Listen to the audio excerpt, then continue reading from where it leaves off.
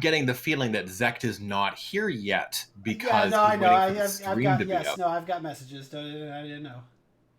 I'm working on it. Let's see. Okay, I should be streaming. Let's double check. Can I make a request? Dashboard. Will you have Rosie check to make sure that the audio is working? If Rosie's well, watching today. I just purchased her a Fire TV so that she can watch Twitch on TV now. You didn't listen to my suggestions. Listen, I wanted to, but one of them is $200 and one of them is $30, and Trump is ruining my retirement plan. Holy shit! Wait, Steele, is your video working? Yeah, it is. I've got a second window up. Can you talk in that thing? I don't know. Can you hear me? I can hear you. Not that well. Not that well, but I can hear you. It's a little muffled. Oh my god, can you put the fucking goggles down for a second to look like a Tusken Raider? Where did you find the steampunk goggles? I can't because they're holding everything on. Okay. They're the linchpin. Oh my god. Fuck it, that's incredible, dude. Fuck. Do you Well wax done. your eyebrows for that? Ooh, boy. I'm turning. I don't know about you guys.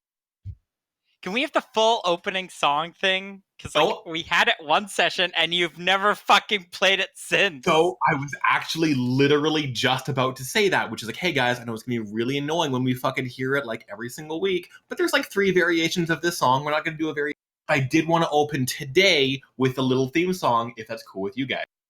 Okay, let's just. I just want to reconnect to make sure the audio is going to work this time. Yeah. I just want to know if Zect is wearing a thong. You killed Wild. That's commitment. Yep, there we go. Oh, no. Oh! Fantastic. I love everything about this. Are you wearing women's underwear right now? That is the real question. I've got to go. I bet you do. I don't know. Is Zach talking? I can't hear him. Not. Busy fucking strutting his stuff. No, you're on silent, dude. Can't hear a word you're saying, dude. No. Fucking blowing your computer up with this. Ah, it's because my fucking headset turned off. There you go. There we go. Can you hear me? Yeah. Yes, tell me your underwear situation, though. Oh, yeah, no, I'm wearing boxers. No, Sorry. bummer. No, it's funny, because Wild has always been like... You can't wear boxers with leather pants that tight. You're going to die. Are you implying that I'm not right now? So I like how over the course of the game last time, Benji like had to take his glasses and his fucking hair dye and like take the outfit off. I like this time we're gonna hear Zect peeling off sweaty leather pants in the middle of game. It's pretty bad right now. But oh my god, can you guys take? I mean, Zect, I know that we had a thing where like, hey, no taking screenshots of people because we're all self-conscious. Can I have a couple pictures just for reason? Yes. Cool. Yeah, if you guys would fucking send me some fucking snaps of Zach so I can switch over. Yeah, some wallet shots so I can fucking print them off and like, this is my Canadian girlfriend. Oh my god. Why is she wearing the KDA thing? Look, it's very cool over in Korea right now. No, Zach, that's fucking incredible. How much did the wig cost you? Because it looks really real. Oh, dude, it was like $50. Jesus! What are you gonna do with that? I have no fucking idea. Everything else was like $10 at a thrift store. Oh my god. At the end of this campaign, fucking mail me that wig and I'll goddamn hang it up on our artwork that we're gonna get. It's probably like real, like, if I sold my hair. Oh, like, hang on. So, I had a conversation with Wild. Let me copy and paste this. Yeah, please. I Is this the one? what you said? Is this the one where Wild is finally questioning his sexuality even further? Because it's been like 6 Not that years, one. Wild, where I mean, we don't fucking know what you're into. You don't know what you're into. I feel like seeing this should help put you on the right track. This pushes me further down the line of nothing, which is where I was heading. Yes. There, I posted it in our Nerds Playing Pretend. Jesus. How do you comb the long hair? Meanwhile, Wild's like, oh, let me bust out my fucking Oh God. He fucking knew. He Jesus. had his Yeah, I do. ready to go. Wait, did you comb your wig? I'm confused. Oh, I mean, it was tangled as fuck when I got it. Yeah, they don't. That's what hair does when it gets to I'm between Zect being like, hey, I got a question for you, Wild, and Wild finally responding. 2 minutes. Time between Zect being like, hey, how do you fucking comb your goddamn long girl hair? And you writing an essay and finding a random fucking picture on Google of a comb. 2 minutes! Listen, it was a lot of work to figure out, all right? Guys, Did it? yeah, no, listen, we're a bunch of nerdy ass raiders playing Dungeons and Dragons. See what that means?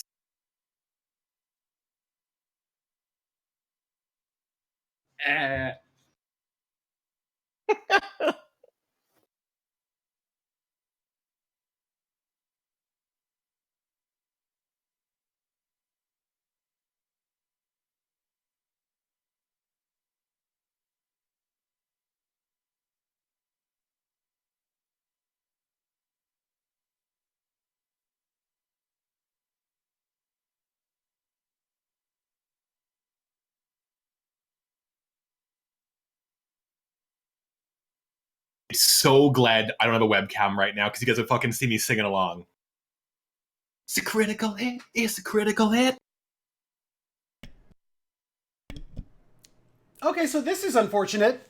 We're all dancing to music, but I don't think it's coming. The music is coming across the stream right now. Why doesn't this music work? Of course it is. So we're all like, we're all. No, I'm Look looking at very the. cool. I'm looking at the sound meters. Our voices are coming through fine, but the music from Roll20 is not playing. I don't know Oh why yeah, that is. Ooh. the sound from Roll20 has never been in your VODs. Wow. Why is Really? that? Wow. I don't think so. Thank goodness Wild is fucking here to like give us the proper YouTube vids. Did you want to take a second to fix that now, Benji? I quite honestly don't know how I would even Cool. fix it. Yeah. That's all right. We'll do it next week. Hey guys, fucking real quick, I wanted to say a couple things really in the recap here before we dive in. It has come to my attention, a couple of things in regards to the sort of the Say At Me poll. There's been an official question, which is like, can outsiders who are just watching the stream vote for their favorite people? I'm officially deciding the answer is yes. This answer comes when I was trying to figure out why I had 3 messages and then I had 8 messages. And one of them, I now know from Benji, is Hewitt, who has voted for his favorite person. And the other one I know, and I wasn't sure who this was at first, because had they just left it at, Steele, you're an idiot, crocodile tears do not refer to like big sobbing ugly tears, and had they just said this, I would have never known who the fuck it is. But instead they typed 2 goddamn paragraphs about the etymology of the word and how crocodile tear ducts work and how they like can force themselves to cry in order to in order to clear the salt water or whatever, blah blah blah. And this long goddamn essay went on calling me names and hurting my feelings for 2 fucking paragraphs. So finally, at the very end of it, they also voted for somebody. So first of all, thank you, Rosie, for being like helpful in the campaign. Thank you very much. I also wanted to say that I knew this information, and crocodiles in my setting function differently than in real life. So all those times when I was saying crocodile tears last game, I knew what I meant. Also, guys, holy shit! Thank you very much for your constructive criticism in the geomancy card, like the Say At Me stuff helps me an awful lot. I'm probably going to continue yelling into the microphone. Too fucking bad. Deal with it. But also, there's been a lot of really positive stuff that was said. There were some really great contenders for the best vote for like the best quote of the game. The one that I had 2 people say was from Warren, where you guys remember the line talking about the shield on Deus Ova, where Warren said, I want to use this because Kiovasan's legacy protected me until I was old enough to make my own. Fucking crowds went wild for that line. Holy shit. Also, like great throwouts to Shay's breakdown at the end of the game, which was great RP. Was also mentioned. Saigar was voted MVP in battle. And of course, Benji cosplaying his character was mentioned in nearly every single message. But the actual winner for the Geomancy card this week is actually Kaz and Morgaine again, for his phrase right at the end of the game, where he just said, "I moved forward." I don't know what was so powerful about that quote for you guys, but there was 2 people that mentioned that one. A lot of people said Kaz, so congratulations to you, buddy. Have a card. Hey. I have mastered the meta of these cards. Teach us, Can you guys hear senpai. me? Teach us. Just Yes. die. Hey, can you guys hear me, or is it like too much work to try and talk through this thing? We can hear you. We can hear you. Okay, good. We Much can better. definitely hear the muffled voice coming through, but we can hear you. I also wanted to say thank you very much to Asherik, who was not able to finish doing the written recap for the game, so has instead volunteered to give us a verbal recap and tell us what had happened in our last game session. So without further ado, Asherik, take it away, my friend. If you need any help remembering what happened, you just let us know. We'll jump in and fill in your gaps. So, But since the last time we played, 9.5 years have passed by in a flash. The world has kind of continued in the meantime. Things like High Helm didn't really fall down. There's a lot of political tension in the air. Things like the ruling class, they saw a big shift in the way, how nobility was being perceived. The king was kind of deemed, senile and kind of old and decrepit. Basically, there was kind of a military coup and General Foundling was kind of willed by the will of the people to be kind of like almost like royalty status. In this time, Javi and Kiyovasan have resigned formally. Many of the folks have kind of traveled north and just kind of fighting through the Brave Lands. And in general, people have surrendered to the thought that the Ka maybe a better way to live rather than living in servitude is better than dying. Public opinion of the whole the Ka themselves have shifted. In general, the whole land has become very mythological in nature. So obviously, the world has changed since we've last played. This is very true. There was a train battle that I recall took a few minutes during the last game session. What was that all about? Something dragon trains. Dragon trains. Yeah, that's about sums it up. Does anybody else recall Dragon Train? What was the... Sorry, 1 sec. There was a combat that occurred last game session. Yes, we actually fought. What? Well, Mother Deer showed up. Well, she didn't really fight so much as she took a fucking shotgun blast. And then Eldritch blast to the knee. We chased them down because they were fucking abducting kids like they did us. What do you mean, why? Mother was just like, Mother, getting the fuck out of here. And just sort of booked it. We attacked the train because more kids were still on it. Yeah. Just when we thought we won, of course, a giant freaking golem just showed up nowhere. That got murked. It got murked. It lasted like 2 rounds. It was we a killed fight. a giraffe. You did. You fucking murdered the shit out of that giraffe. We still are quite perplexed as to why Kiyovasan is still alive and pretending to be dead. As much as I would love to talk about that, the truth of the matter is that we're still in a very tense situation where, as we open today's game, the train has been like knocked off the tracks by the fact that coal golem you had easily destroyed with overwhelming, like basically magical just might and swordplay and a few well-placed bullets. The corpse of Mother Dearest still on the ground, Warren still standing beside Scheherazade, like shaking a little bit in just pure anger. Morgaine having just given like Shay a big giant robo hug, and you guys it's just the 6 of you and the 2 dozen or so kids that came pouring out of the train. As you can see, there's about a dozen Ka guards that start making their way towards you. Castle Brannock and some of the people of the city is now called the Ka, but previously it was Dawnbury. But some of the civilians of this town making their way over here as well, and it's very clearly they're not sure which side they're going to take. What do you guys do and say? First thing I do is I'm just gonna pull my goggles down, throw my hood back up, just to cover some of the more distinct features of myself. Oh shit! Yeah, that makes perfect sense. Nobody will fucking tell you're just not like a regular guy. Got it. You get yeah, it's fine. Got it. Where is the lady that? It's the other Warforged. Where is the lady that witch? Surrendered. The one with the electric and was going to kill that. The lightning hands lady. Yeah, she is very much in like full surrender. She's just stepping out of that old broken down inn as and this like You with us? she was going to make her way over to the Ka soldiers. She's sort of sidelong glancing down your way, trying to decide what she's going to do in this moment and where her loyalties really lie. I think seeing everybody kind of approaching us, the first thing we want to do is kind of get control of the situation, and Kyvius would call out,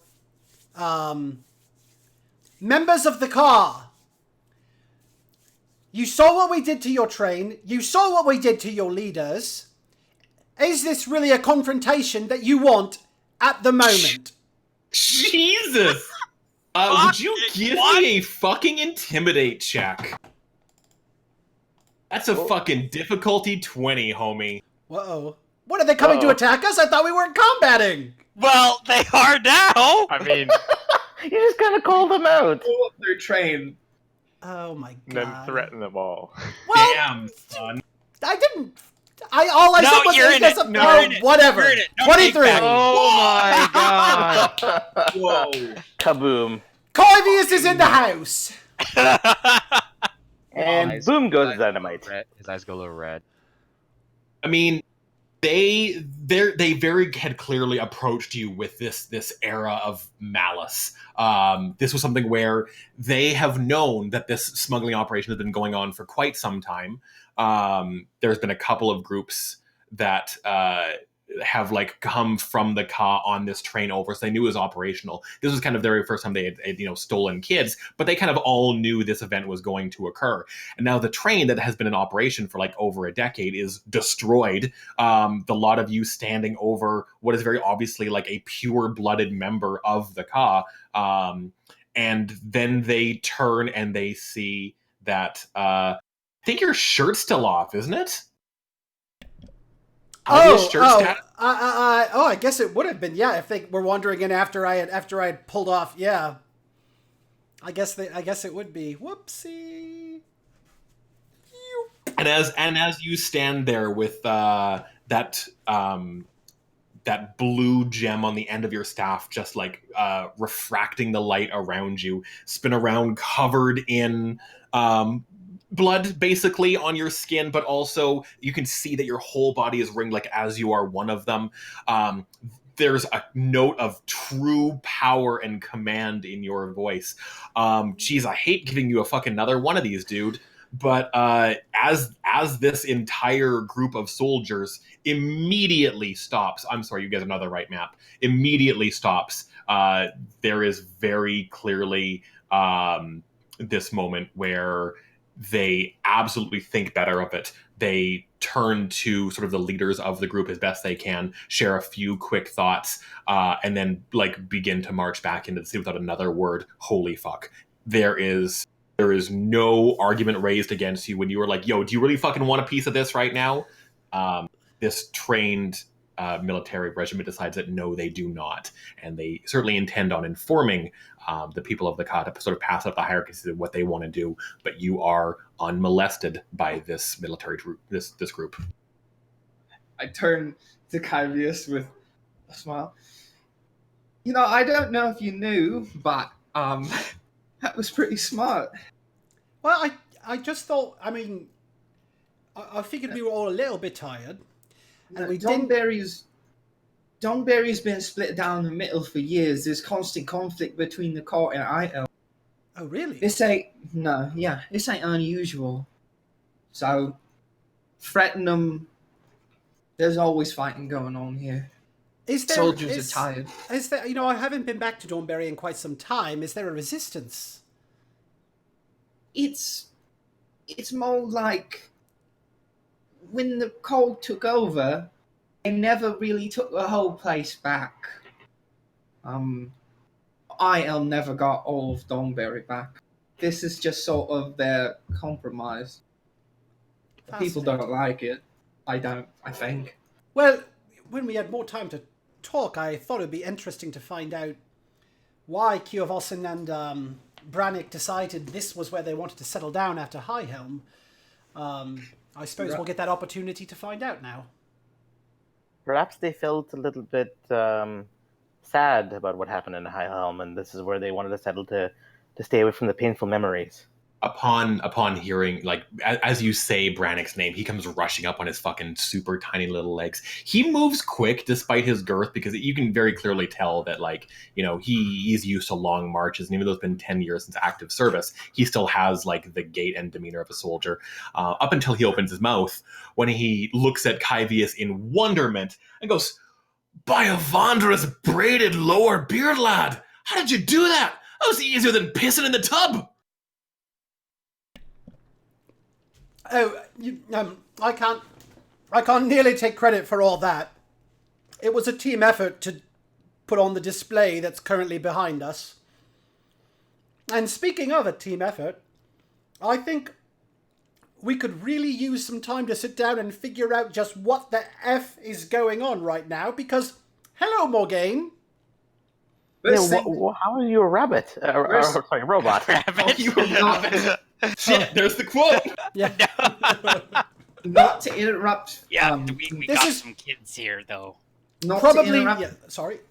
this moment, though, but the lightning mage lady we captured, we should Yeah, talk to her. She looks like she was going to, like, follow the Ka soldiers, and then they fucking turned and bailed on her, and now she's standing there very awkwardly trying to figure out if she's, like, under arrest or about to be executed or what's going to happen. I wanted to go up to her and have a word with her.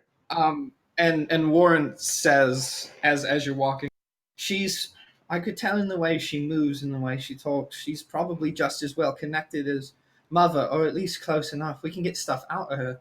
And I would like to use a hero point to make that true. Oh, shit. Oh, meta. Yeah. Yeah, that's a deal. We can do that. I also want to say really quickly, before I get too far into one of the other, like, say at me comments that I got for last game, was, hey, motherfucker, try to hand out more goddamn legacy points. And you know what? You are right, random anonymous stranger. But you're probably not going to get one, so double-edged sword. I wanted to also give a legacy point, the skill on your character sheet, one for Kyvius for that shit just now, where again, what he has done here today is going to echo among the peoples of this world and this island, and the other to Scheherazade, who, despite it being impulsive and perhaps not exactly, you know, the best idea as far as the party is concerned, certainly by killing Mother Dearest, you have drastically and in major ways changed the course of how the story is about to play out, and you receive a point of legacy for that action. All right, yeah, like at this moment, like Shay's just kind of like sitting on the ground, just kind of like rubbing her forehead and just kind of like processing what the fuck just happened. Yeah. It's fine, Steel. I just wanted you to hand them out. Oh, geez, of course. So we have a permanent modifier to legacy checks. Is that it? Yeah, legacy- plus okay. one to your legacy skill. Okay, Correct. gotcha.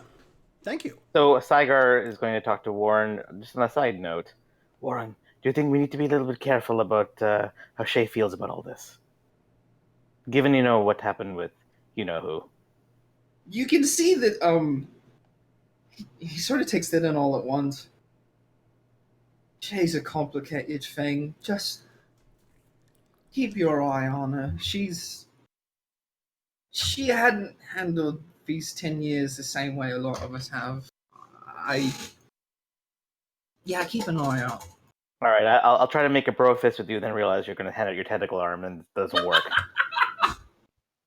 I sort of awkwardly notice it too, as I still kind of instinctively move that arm to do things and move the other one up and do. Like coils around his fist. I wanted to say to you guys that over the course of the next 20 minutes, I am going to start making everybody's character sheet available. So again, remember that this is your last warning. If you have stuff on your front page you don't want people to see, now is the I think Morgane's gonna go to each of the sort of the cars and make sure that there's no one like trapped in none of the kids trapped in anything from like the bit of derailment that happened. And if there's any bars, he's gonna try to pry open the doors to get the kids out of the train. There are certainly a couple of people where had you not considered this, the kids would have let you know for sure. But there's a couple of them that were sort of still trapped under some of the wreckage from when the train had like crashed heavily, not like pinned down or anything, but very clearly dazed. And your presence going over there and just like lifting and tossing some of the heavy wreckage out of the way is certainly appreciated. When you come back, you've got like a kid like riding on one of your shoulders, and like one just lets you cannot get to unhook from your right leg, where he's just holding on around your big tree trunk of a leg for dear life, and just you're kind of having to do that very large sweep walk around so you don't whack the kid with your other metal. I just wanted to go talk with the electrical lady. Yeah, that. Yeah. She scowls as you approach, and you can see that she has very slightly pointed ears tucking out under blonde hair, and the jewelry that she wears around her ear is really complicated, like segmented 6 or 7 pieces of jewelry, where like it's really overdone golden clasps that like come down into like little metal and braids and what have you, and she wears multiple ones on each ear. So like as she turns her head angrily to look at you, they kind of whip around and slap her on the side of the neck and they jingle prettily. But it's she's got dark like stormy gray eyes that is centered upon you that are narrowed under very well manicured brows. Just want to come up just as friendly as possible, big smile, just looking not threatening at all, just kind of just gently land on her shoulder and just look, listen, I don't care what you've done, I don't know what you've done, and it doesn't matter anymore. Now's the first time that you can actually start to make a difference in this world. Help us save these kids and stop whatever the hell is happening to the rest of them. We need your help, and I know you can make this change. Is my thing not working? It is not working. Oh, that's awkward. Yeah, that is awkward. Let me change the hotkey then. Okay. Sound a little too much like a adult dude there. Yeah. Oh, she says immediately, "I'm not interested. Thanks so much." And then you're like, "No, Okay, I'm not." is that better? There it is. There it is. Yeah, I didn't have my num key pushed down. And then upon hearing how fucking adorable you are, immediately it's very clear that she reconsiders, and with a look over to Warren, her shoulders sag a little in resignation, and she says, "Well, if I go back to High Helm, I'm likely to get imprisoned, and if I go to the Ka, I'm likely to get killed or lose both arms. So I'll take my chances. Who the hell are you people?" I mean, we're just kind of a product of the Ka now, I guess you could say that. And we just don't want to see it happen to anyone else. I think we're just the right people that happen to be in the right place at time.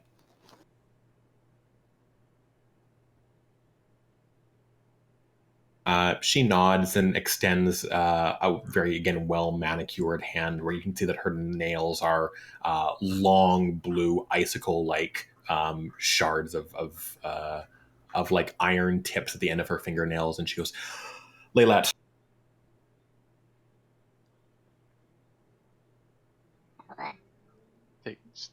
Take a finger and just... Eerie.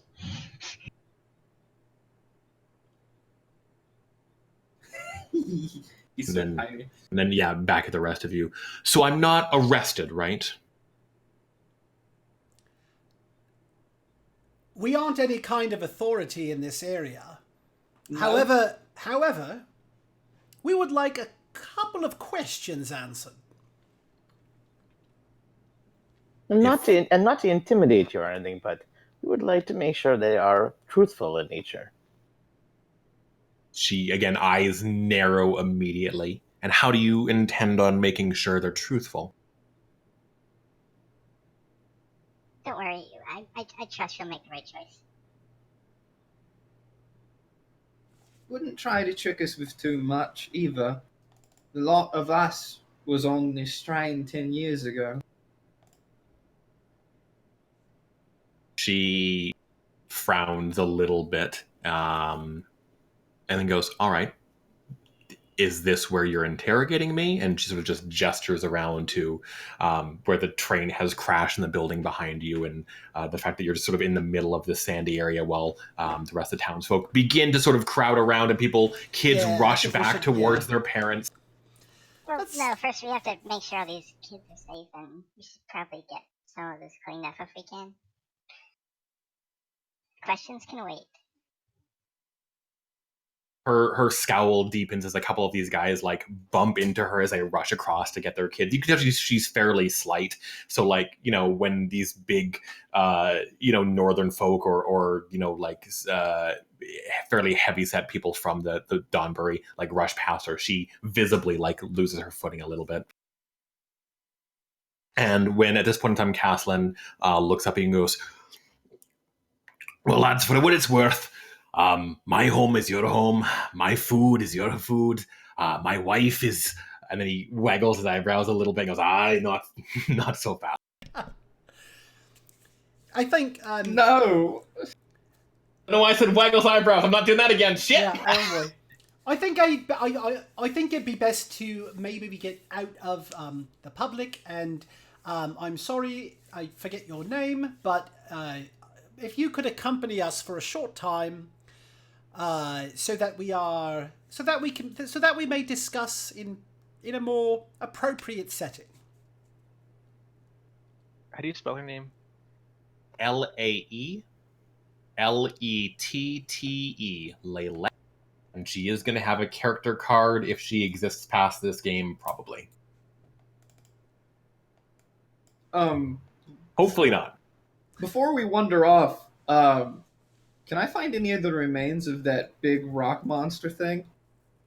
Yeah, fucking absolutely. It is all over the goddamn place. However, it does appear to have been transformed back into coal. That's what I was and going to check. is no longer a sentient. It has no magical properties or anything, basically. Correct. I don't know. It could be tasty. I still pick it up and sort of turn it over in the hand. I mean- you can see me look at it for a bit. What does Morgaine eat now? Like nothing. Oh, okay. I didn't know if the call, you know, it could be delicious to Morgaine, but just not to the rest of us.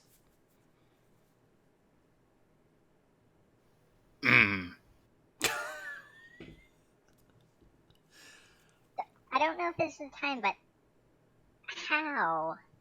You know, You kind of went from I- melted to not melted. I would very much like to know that as well, but I'm worried about the crowds that are coming around us. Can we make our way back to the Brannocks? And Absolutely. Brannock is still there, right? Oh, yeah. I'm gonna look over to Brannock, be like, if I remember this correctly, these kids might be awfully hungry and thirsty. You got any food for them? He looks a little like antsy and goes, "Not as much as we'd like, sadly. It's been in sort of short supply here, but we are expecting a guest to be bringing more." Are there any markets or anything along the way that we can stop and grab some food? more so than that, you said we were starting to attract a crowd, right? Very much so. There's people all around you where Right. like, you So- are getting fucking desperate, like, "Oh my god, thank you. Yeah. So I think what our best bet is to turn around to them and say, these children need to be taken care of and reunited with their loved ones. Could you please help them? Make sure we have been where they have been before. Make sure they get something to eat. Make sure they get something to drink, and make sure they have some aid in being reunited with their families." And I would just be looking to secure some promises from some of the more sympathetic looking residents. Kyvius, Fair. can we trust these folks though? Some of them might be sympathetic towards the Shah. Well, the ones who are more sympathetic to the car, I believe, all fled in terror of me. it's true. Us, terror of us. Of course, you guys, you all helped in your own special way. Clearly the most intimidating person in that group. actually true. Morgan's gonna sort of look at the kids and go, where are you from? Are you from all High Helm, different areas? One of them like puts his shoe against the side of a nearby building, kind of stretch out one of his legs that you can tell has been badly bruised and sore in the fall, and looks up at you. He's probably like 7 or 8 years old, and he looks very confused by the question and goes, "We're from the Ka."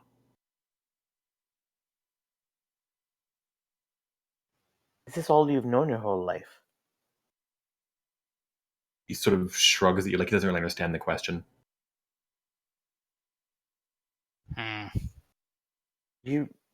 Were you born here, or are you from somewhere else? Probably, he says. I think we were born here. Where were you born? I was born in High Helm. He shakes his head, then he goes, "Well, thanks then, but like, you're bad guys," and turns and leaves.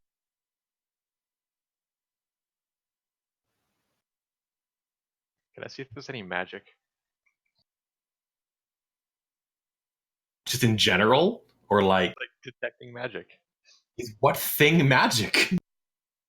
Is any magic on these kids?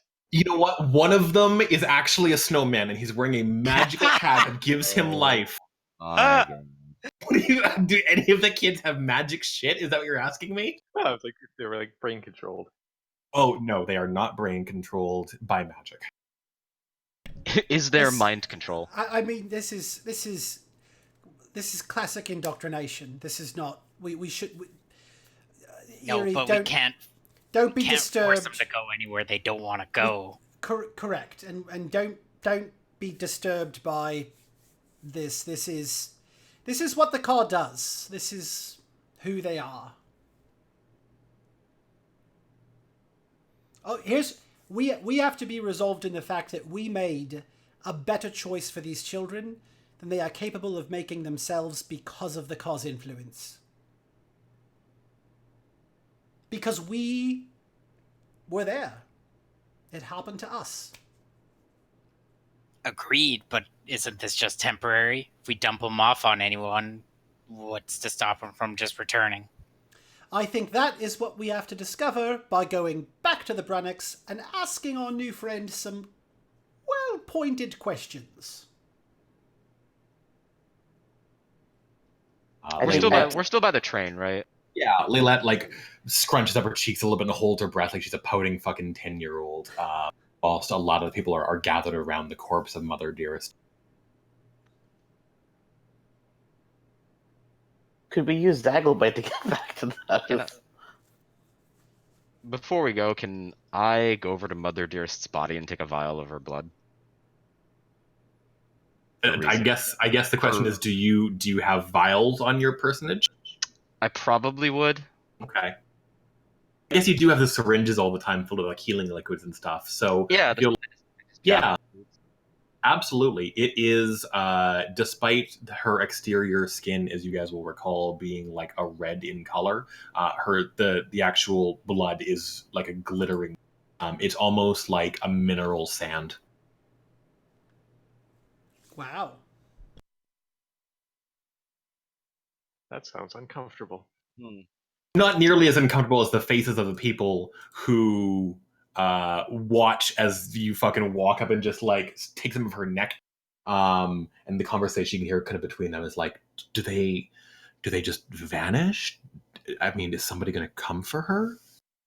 As grotesque as this sounds, could we cut off one of our fingers as a trophy? Yes. I mean, yes. Not on board my with this. dude. Yes. Not on board. Saigar, what happened to you? He joined House Bolton. No. Understand, my friends. It is not for morbid curiosity, but rather if we need proof to show that we've taken her out. To who? Just you never know. And once we acquire a house, it could be a decoration.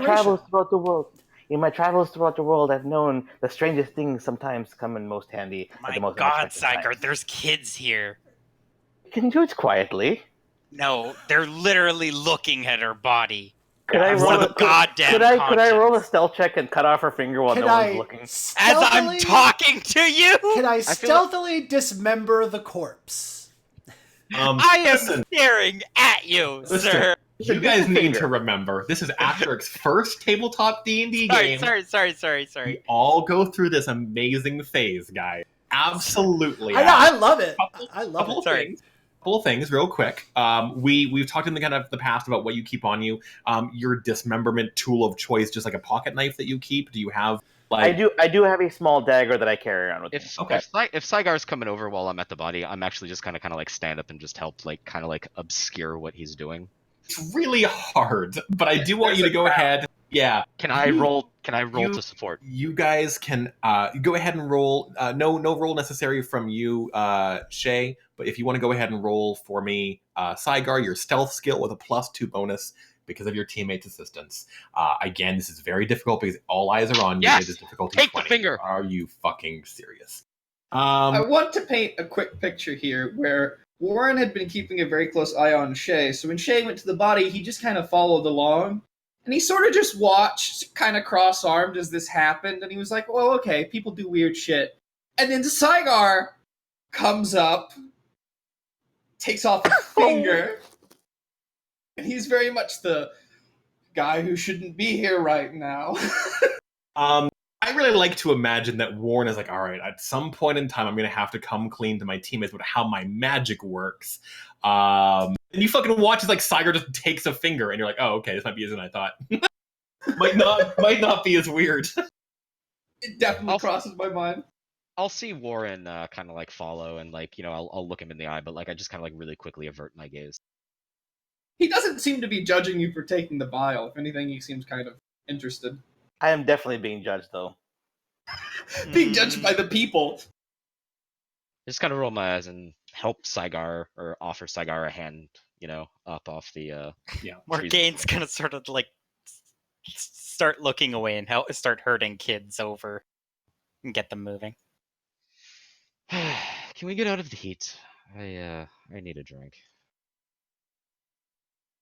And I'm just gonna start walking towards I guess the rest of the group.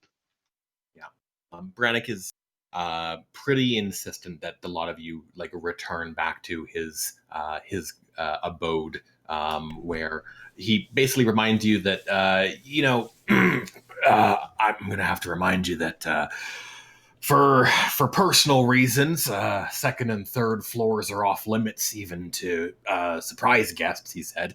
And she sort of shoots a very concerned look over at Laylet with the whole, like, she could ruin everything, be very careful kind of approach. Absolutely. That makes perfect sense. Got it. But you guys do end up making the long trek back over to Brannick's abode, where the downside to having as many tokens as I do in this game is I accidentally deleted her in the last fucking battle. Because I'm like, well, she's dead for good. And now I don't know where her token is anymore. So as I pop us over to this map, just use your imaginations to pretend that she's here. That's hard. It's okay. Yeah, this is really a very visceral game. I'm not sure we could use our imaginations. I'll keep looking, but Yeah, you do all return to Brannick's abode, and it's nice. It's very cozy. Stop it! It's very oh my god! What happened? Fucking pinging all the shadows. Pointing out what Steele mentioned. Stop it! I don't actually see what's wrong with the shadow. Oh so I'm no! just maybe... Fine, good. Oh, thank you. There you go. Perfect. God damn it, Saigar, you're the best, man. That's not me. Oh shit, who is that? Me. Of course, it's Claire. Claire, thank you, buddy. That's perfect. Oh wait, I have to do her face. Yeah, absolutely. Give her an angry face with gray eyes.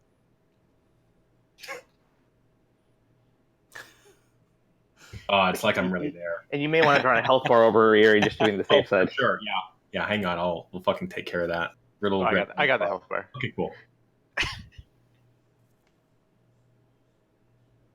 It's good. All right, cool.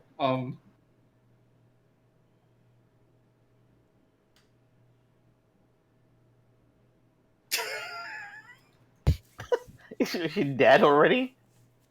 He can't make red. He can only. Oh no! Wait, yeah, he can.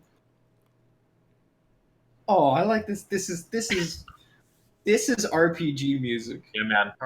Are we in the fucking Shire? No, this What? is like straight up like Final Fantasy. Yeah, no, this is like town in Final Fantasy. Is or like exactly Secret of like- Mana. yeah, This is yeah. Secret of Mana. Yeah, this is level 1 town Classic music pan going flute. on right. Now my music isn't working. Mine It's a was shame. mine stopped. Mine is. That's still working. It's always buggy. You just have to refresh once in a while. Brannick's home, and I guess Kyo of Austin's home as well. So Castlin and Kyo, and Little Leaf, their abode is gorgeous. Not a lot of stuff here.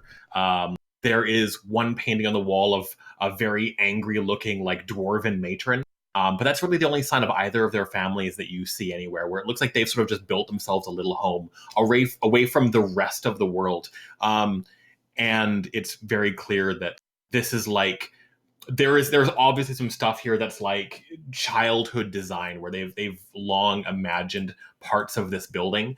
You can see that like as you start returning back to the house, Brandick Castlin rather gives a longing look towards where at some point in a time a garden was supposed to be, because there's a little picket fence around, like a third of an acre around the side of the house, where it's just overrun with sand now, and the constant sandstorms have just left it, drifts, as opposed to an actual garden or a yard or anything. And when you go in the house, it's like the door is a good 4 feet off the ground. There's a couple of steps that are leading up to the door, but 2 of them are broken. So those of you who are a little bit shorter in stature find it to be a bit of a strain to take a 3-stair step up to open the door. Brannick waits till the very, very end and kind of takes a little bit of a running jump, and there's a creak sound as he lands on the platform up.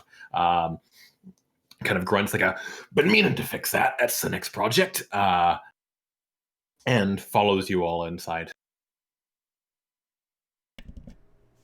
I struggle to get up the steps. You need to roll an athletics check for steps. No, it's just you clearly see that I'm still trying to get used to the heft of the shield that I've got on me now. It's heavy. Let's see is that like she looks around the house with a look of distaste, but it doesn't become like actual like, oh, I'm gonna be sick, until she sees that there is a couple of plates, like big dinner plates, that have a child's like finger painting drawing on them, and they look like shit. They're terrible garbage. One of them is very clearly like a blob with some red hair like her dad, and the other one is a red blob with some black hair like her mom, and the 2 plates are mounted on the wall side by side. And they're terrible. They don't look like anything. But Laylette, at this point in time, is like, I hate this house. This is garbage. And you can just see that the look on her face is like, this is torture for her being here. Are Kiovasan and Brannick with us? Kiovasan has been up in the 2nd and 3rd stories the entire time. She does not come down. And Brannick makes an excuse to, he's like, I think I hear something calling my name on the 2nd story, probably some mice, and makes his way up the stairs, leaving you to your conversation. He basically gave us a warning not to mention her because she's not supposed to be alive. Right. Right. In other words, no slips of the tongue, or we have to kill the prisoner. Yeah. There are also certainly still people from the funeral who are still here. Quite a few of them are gathered outside. There's like a bit of a post feast picking at sort of the banquet tables and stuff out there still going on, since food is in such like scarce supply. And Javi is out there making conversation cheerily with, again, some of the big giant northerners as they strut around. And like before anybody's able to say anything, there's another like pound at this front steps, and this big giant ice wolf where you can see that he still has like frigid icicles around his face and eyes, like he's just been out in a blizzard storm. Comes leaping up the steps, pads past most of you, sniffs at Saigar, growls at Kyvius, and then walks off into the living room. Rude. Can we pet it? I mean, I guess. Here, I'll put him down. Boop. There. What is he again? He appears to be some kind of large direwolf. But unlike Game of Thrones direwolves, he varies clearly like magical in nature, where he's covered in large icicles and his eyes are a piercing ice white. Like when he opens his mouth, just like frigid air comes pouring out. So slightly more like the crystal foxes from The Last Jedi. Yeah, very much so. And unlike Game of Thrones, if a CGI dragon appears, it doesn't due to budget concern. It doesn't disappear due to budget concerns. That is also true. Yeah. But this big wolf Pokemon like snuggles down on the carpet and just like sits there. Whenever it sort of sees Kyvius, sometimes it'll get up and growl and bark at you from the other room, but otherwise it's still. Still got a fat animal thing, huh? I consider myself a very pleasant person. I don't know why it's responding that way. He clearly doesn't like you, Kyvius. I know. I'd love to know why. Where have I wronged this strange, large, dio ice wolf thingy? Am I allowed to roll a nature check just to see if I can, win over this dog? Yeah, for sure.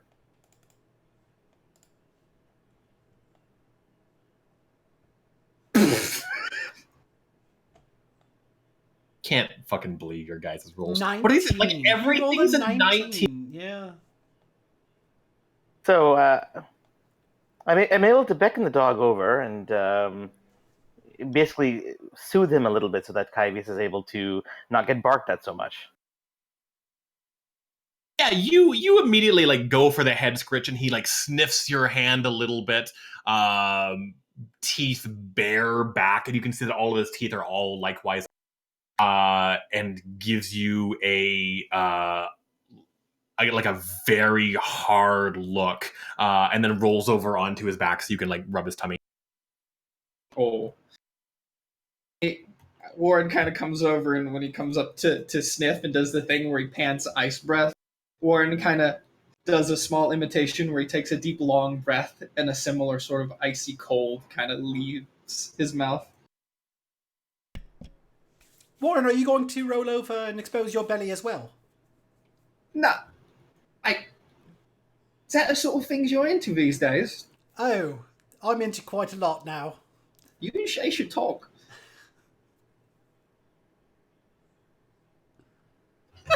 Also, in addition, Leaf comes over to you, Siger, as you're petting him, and she gives you a very serious look, and she says, "Don't give him a hug, or he'll melt." That's what Mummy says. I can't handle the innocence of this family. I can't.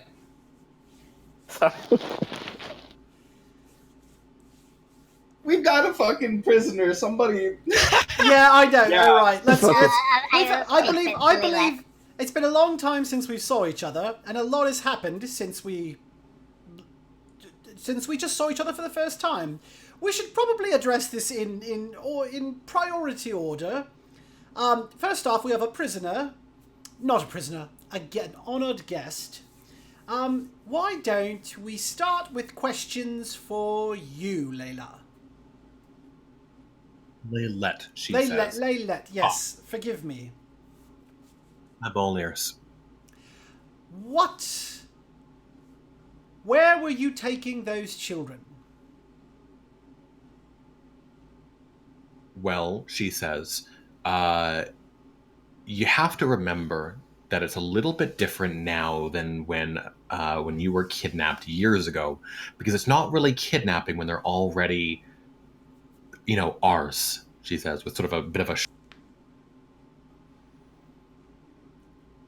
How are they already yours?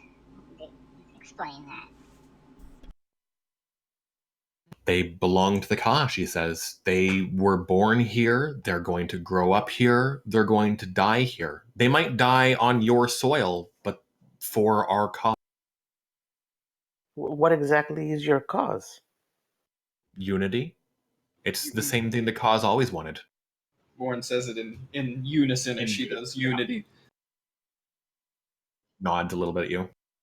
It's not pretty, but this is what the greater good is going to have to look like.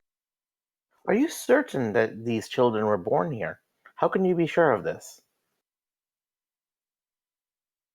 She pauses a little bit and says, well, Here's a question to you. Have you bothered to look at any of their arms? We know our own Look at their what? Sorry. arms. Ah, I mean, sure, you could say that. It's a valid point. But have you bothered to look at any of our arms? And would you say that we belong to the car? It was forcefully done to us. It can be forcefully done to others. And so, honestly, the question of their ownership doesn't really concern me, as the car believe they pretty much own anything. What I'd like to know is, when we were stolen 10 years ago, it was for a purpose. Why were these children stolen? Or why were... Okay, I don't want to quibble over language. Maybe they weren't stolen. Why were these children being relocated? She looks a little like down at this and says, I wish I knew. I was given an order. I intended to follow it. All I know is that it came from sort of the highest authority. This is something that Memnon wanted, and we don't question that. you never once thought to question the actions that you were being asked to do? He's been right more times than it's possible for anybody to be right. He is infallible. We don't understand most of what we're asked to do, but we live peacefully while your nation starves to death. What more proof of rightness do you need? For how long have you been sending kids from this town to the car? We haven't, she says with a shake of her head. This was a one-time thing. We were given precise times and targets, and down to the hour. About 2 weeks. We've been preparing for it ever since. We've had soldiers here waiting to go as soon as Mother Dearest gave the word. We've been waiting for 3 days, I think. Were these children, were they abducted, escorted, however you'd like to say it? Did their parents or loved one bring them willingly to you, or did you go and pick them up? She looks away a little bit and says, some of them were upset when they were informed that their children be used for the greater good. Some of their parents lost their lives as a result of being ignorantly willful. But most of them understood. I see. And the list of children that you were given, you said you don't know why they were taken necessarily, but looking at the list, knowing, are you from this area? Are you from Donberry, or have you come over from the other side of the river, ocean, water? She frowns. This city is that word no longer. This is the Ka. It is our territory. And yes, I too come from the Ka. But I traveled overseas to get here. Great. Again, I'd love to spend a large amount of time arguing over semantics, but you answered my question. Now, one more from me. In your list, in your preparation, in your discussion of acquiring each of these children, did you notice any consistency? Did you notice any similarity? Did you, I don't know, surmise any reason that these particular children had to be taken? She says certain age ranges, no younger than 9, no older than 13. Specifically, there was supposed to be a few that had red hair. We were hoping to find an elf if we could, but unfortunately no luck. That's all the questions I can think of, lads. If you guys have any for yourself. There have been others. As in, has that train seen other use in the last 10 years? Been gathering rust as far as I know, other than bringing our forces back between this nation, transporting food, things of that nature. You also... Go for it. What was your destination? She pauses a little bit at this and says, well, it's hard to describe. Our destination was the Ka. When we arrived, one of the cities would be waiting for us. And from there, we would travel to whatever individual and whichever noble house was necessary. Same as us. Go to the ones being pulled by sky hunters and get taken to Tijol Palace. She sighs dramatically. Sky Eater. Sky Hunter doesn't even make any sense. I'm really trying not to slap a bitch. This wouldn't be hard for you, she says to Kyvius, if you weren't so ignorant of our customs. You know? You do know that, the reason people... You said that Elm is hungry, but you do know that that's y'all's fault, right? You're aware it's your doing? I like to think of it as their doing, she says, because if they had chosen to let our leaders take care of them, they wouldn't have these needless deaths. That's fine. I just was wondering if they were... I don't know how high up, the call brain integration goes. I didn't know if they were withholding things from you. Look, I know that it's common here in sort of the primitive north, she says with a bit of a frown, to believe that there is brainwashing going on. The truth is very, very simple. We are taken care of and protected by a group of holy leaders who wish to see the war come to an end. And you are a bunch of mouth-frothing nose breathers who are... That doesn't work. That's fine. I'd just like to say everything you're saying is true, and clearly it's working out very well as it worked out for you so well today. Your great divine protectors did such a good job of making sure that everything went... Oh, shit. Nope, sorry, that did not work out so well today, did it? Mommy didn't come through today.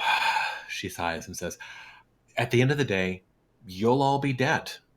And this nation will be saved. And if you can't see past your own arrogance to see how important that is for those people out there, then I have no sympathy for you. I don't see how giving up all your free will and freedoms is safe in any way. To just roll over and be a dog for whoever's ahead of you. She goes to snarl something back at you, and at this point in time, Leaf comes back in, holding up a stuffed animal who she explains is had just recently had a birthday party. This cannot be intimidating in front of this child. She's adorable. The woman puts her hand on little Leaf's shoulder and just wraps one of these long blue nails just around where the cloth ends. It goes to tug it up a little bit to see Leaf's forearm, and you can see that the clothes, which are homemade, probably Brannick did them, Caslin, they're elastic banded just above the elbow, so it doesn't really ride up or anything, so she can't see if Leaf has a ringed mark around her shoulder or not. And Leaf laughs way too loud, ha ha, and then runs off into the living room for no discernible reason, as far as you can tell. She just I hate children. When she gets back up, you can see Warren's eyes vibrant blue and his hand out like he was about to summon the sword to it, and it takes him a minute to put that back away. Yeah. So the only thing... I don't know if anyone has any more questions. The only thing I'd like from you, Leila Lu, whatever, before we move on, is I would like, if you have it, the list of children that you were supposed to take, or more importantly, their families. Or if you don't have it, I would like you to list for me as many as you remember. I can name them all, she says. I have made it it's been my business over the last couple of days to make sure this has been perfect. And despite what you may think, she says, and there's a note of arrogance creeping back into her voice, it never fucking left, I believe that what has been seen, what was intended to happen, has. And nothing you can say is going to convince me otherwise, she says in a moment of a very blissful self-realization. And then with a moment later, it just says, and if you agree to let me go, then I will name every one of the children. Friends, I don't think we trust her letting her go. She seems too strong to just let out into the wild. At the same time, I don't want to see what happen to Mother Dearest to her, but we cannot just let her continue doing, out there doing her thing that she was But doing before. Saigar, Luckily, my she friend, steps yeah, back to you. Sorry, yeah. really quick. She jumps and goes. Luckily for you, Saigar, she says, hearing your name. You up here in the north live by a democracy, so it's not your decision now, is it? No, it's not. I think it's up to the group to decide. But I'm putting in my vote that we Not keep a it. prisoner. I think one thing to note, Saigar, just to assuage you, is that our new friend over here isn't going to do so well in the north, and she's not going to do so well with the car either. I wave my missing left arm up and down. So, as dangerous as she might be, she can't do us a lot of harm by going back in either direction. Going back to the car will probably get her killed, and going north to the Orderlands and preaching the way of the car will probably get her killed. And Where's the let's just see. where's Let's just see now. How many rings does she have on her arm? Can we see? She. I mean, yeah, it's like just about like 3/4 of the way down one arm, so like above the wrist for sure, but it's still a ways to go. You can tell that she's sort of mulling these thoughts over, and then a moment after says, "I can keep my mouth shut." Not everyone's replacements get to be as cool as mine. So are we in agreement then? The deal is the list of children and their families for your freedom. Can I ask... whatever form that may be going forward. Sorry, can I ask Warren. a thing or two before we go forward with this? This is going to seem out of the blue, but was the Serothian any part in this? I assume not. It's not his dealings normally. I don't know what the military would have to do with this. She's Sucavius. You know anything Truly about him? Sorry, Warren. Where he's been lately? She blinks a couple of times at this. You're asking where the Srothian has been? Right. Everywhere. That's sort of his thing. No, I know, but he's the sort that makes his presence known to move certain things forward. She, her mouth tightens a little bit. She says, "There's something going on. I don't know the details. I can only imagine that it's prepared, or it's the second that the treaty ends. You know as well as I do that this land is forfeit. I'm sure that whatever they're planning is going to be suitably dramatic. They need to make a show, of High Helm to make sure that the Orderlands fall in quick succession, and then after that to the Borderlands." Of course. And do you know anything about... I looked to Morgan. Warforged. As I understand it, she says after a moment, they're not even considered to be proper citizens here. I mean, they're not in the Ka either, but at least we acknowledge it instead of pretending and dancing around the subject. You ever been high up enough to actually have a conversation with the Serothian? She admits that she has not. No, it used to be somebody else.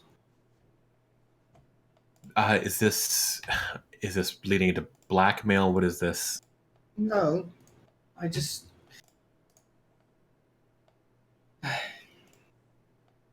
No, I just... If you don't know, then it doesn't matter. She again rolls her eyes and just goes, savages. Yes, well, if that concludes our business, I'll take those. Octavius, I'll take those. Octavius. Yes, Saigar. I appreciate you acting and leading this group forward, but I feel in this particular case that the group should have a vote on what we do with her. I feel everyone's voice should be heard. I just really like the fact that I could just move her towards. Yeah, I was just noticing that it looks very awkward. I'm out of here.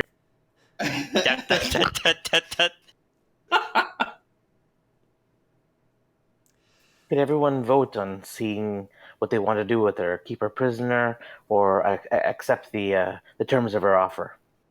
I'm on the tiebreaker when you both vote 3 on each side. I nod. I'd rather know the information. There are call everywhere. The call themselves will know every single detail of what happened here, regardless of whether or not she comes out alive. We need the information for the kids. Erie and Shay, what are your thoughts?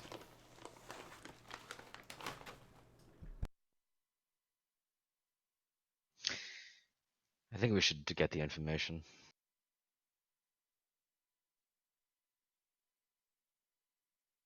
She has no options. She really can't go back to the car without punishment. She can't stay here without changing. So she can either help us and lock at this door. And I know I can keep in touch, make sure she's being better. I nod knowingly. So it appears, friends, I am in dissent with the rest of you, but the group has spoken. Kyvius, please accept the terms of her offer. All right, let me play secretary. And get out a little bit of parchment. And I would like to take a list and get the information we are looking for. She's very quick. She recites it so quick a couple of times that it's impossible for you to keep up the very first time, just in order to give her that, like, oh, look how fucking better I am than you. And then, like, makes a big show of the second time where she'll, like, talk very slowly and down to you like you're an infant. But eventually you do end up getting all of the names from all of the children. Okay, cool. Go ahead. You were going to say something? No, I was going to do something and then I reconsidered and put my ego in check. Yeah, no, I can imagine there's a couple of times where like Kyvius opens his mouth and then it's like, just no, I'm just gonna let it. As much as I'd like to say it's been a pleasure, Lila Lou, I won't. So, get the fuck out of here, and I hope I'll never see you again. Both of her two, she fucking has a big serpent tongue that pours out of her mouth. Thank you very much, whoever drew that. And says, you were intending to keep me a prisoner in my own city. I can't imagine how that wouldn't have worked out in your favor. I'm going to fire 2 arrows at Jesus. her, but deliberately miss her and say, next time I won't miss. That's fucking awesome. Roll a dex check for me. Oh no. Dex check? Oh no. I'm having flashbacks to Difficulty 12. Difficulty 12, 1 second. Yep. Dex check? Yep. 1 second here. Yep. Did I go? Just not a 1. Oh my god, I knew it. It's a 1. Fuck my life. You fucking fire 2 arrows in quick succession, aiming for like the 2 opposite sides of the door frame, right? And like you start saying your cool fucking phrase where you're like, next time you won't be so, like the first one, like dunk sinks into the side of the door frame. The other one you intend to fire right past her on the other side of the door frame. It'd look really cool. It'll like send her head perfectly between these 2 arrows. And you finish saying your line, like, won't be so, and you watch as it hits her right in the neck. And she just like grabs around her neck as blood just starts spurting out in all directions. And it's honestly, it's a little comical and terrifying because like as she does, like her like lightning ripples up and down her hands. It wasn't even like a clean shot. It kind of like half dangles from her neck area, and she stumbles over to Kyvius. It's just like could I do a heal check to try and? I mean, it's through her neck. What the fuck am I gonna do? Yeah, I don't know, buddy. Yeah. Some gauze in it. What'd you say? Put some gauze in it. Yeah, I know. Yeah, throw some gauze in it. So sorry. You know, My bad. yeah, that wasn't part of our plan, but Saigar gets a little showy sometimes. She fucking falls down to one knee, continuing to clutch at her throat. You can hear Can I Leaf crying from the other room. Yeah, okay, Well, I still have Warren, Warren, if you could make sure the children don't wander in at this particular moment. I start to. I don't look mad. To much people's surprise, unlike last time, I just kind of look like, oh, I hadn't considered a little barbaric, but okay, sure, whatever. And I sort of walk out to go make sure the kids are okay. As Warren goes to like run interference, like I'm gonna like take out one of my last vial of green goo and just jab it into the other side of her neck. Oh, the healing.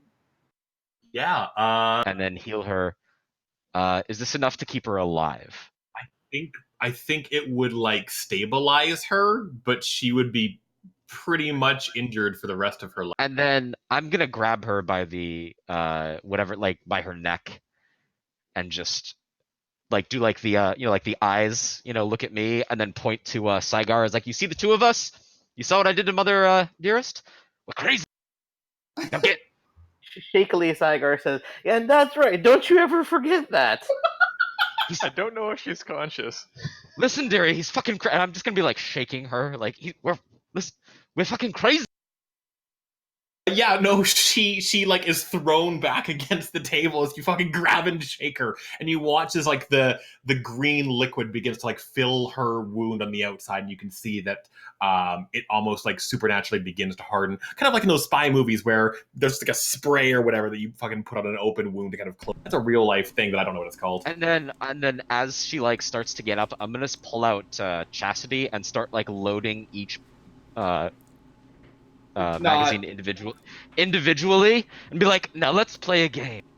That's enough. There is no other. You're like, let's play a game. She like has one hand on the back of her neck where you can feel the arrowhead pointing out through the other side. Like one hand on the front, eyes wide, hysterical panic. Just sort of stumbles for the door. You hear the sound of like another creak and a crack as she falls down those missing couple of flights of stairs.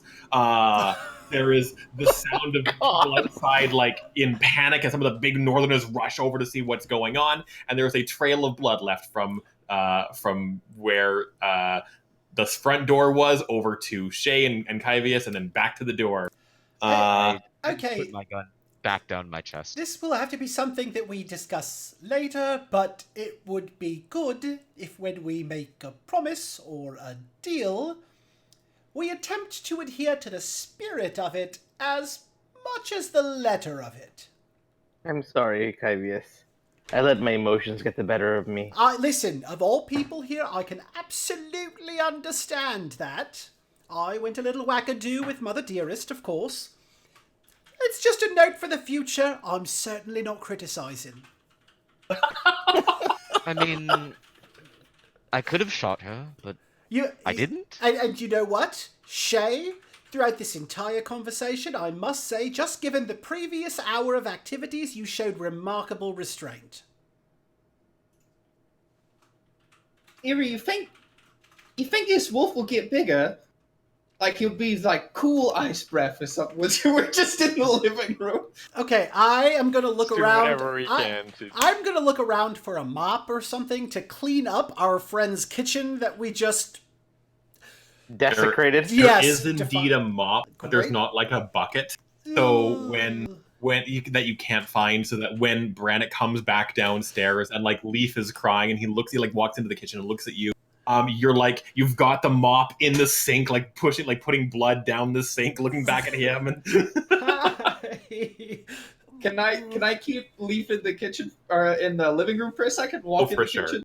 Cool. Can I just bring out the arm and just kind of lay it over the puddle? Just kind of get up in there. Now, that is incredibly handy, and we're going to have to remember that. Warren, how would you plan to do that while you're in the living room with her No, and he came back. Fred in the kitchen? Oh, he came back. Came back, yeah.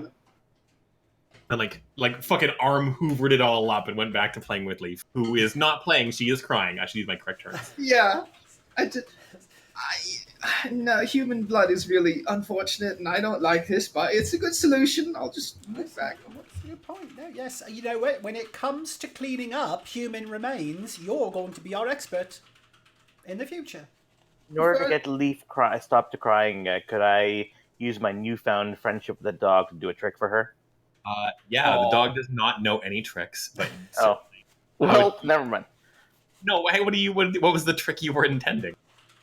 Like, roll over or, shake paw or something like that. Yeah, no, you certainly do your best to be like, hey, shake a paw. And she wipes her right eye with her sleeve and goes, Onk doesn't know any tricks. Go ahead and roll your nature check for me. Incoming. Roll another nat 1 here. Fucking, yeah, I mean, it's difficulty like 14 on this one. We'll say it's 15.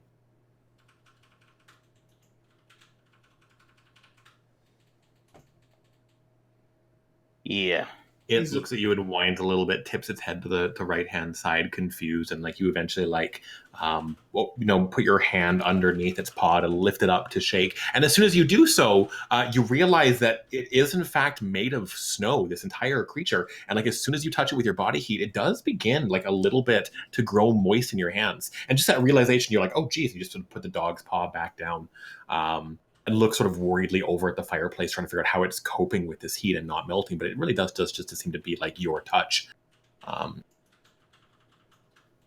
Yeah. How cool. In an effort to try and get Leaf to stop crying, I'm going to make something. I'm going to message it to Steel. Then I'll describe it. Okay. It's just going to be like a little bit of cloth with a little face on it, some strings. I'm just going to set it into like a little puppet. I love dance. that. Then I'll let go and it'll just keep on dancing around the room. That's fucking super cool. Yeah, you make this little fairy puppet where it's just this, where it just continues to move and dance on its own as soon as you release the strings. That's awesome. Do you speak the Fey tongue in order to sort of command it to dance?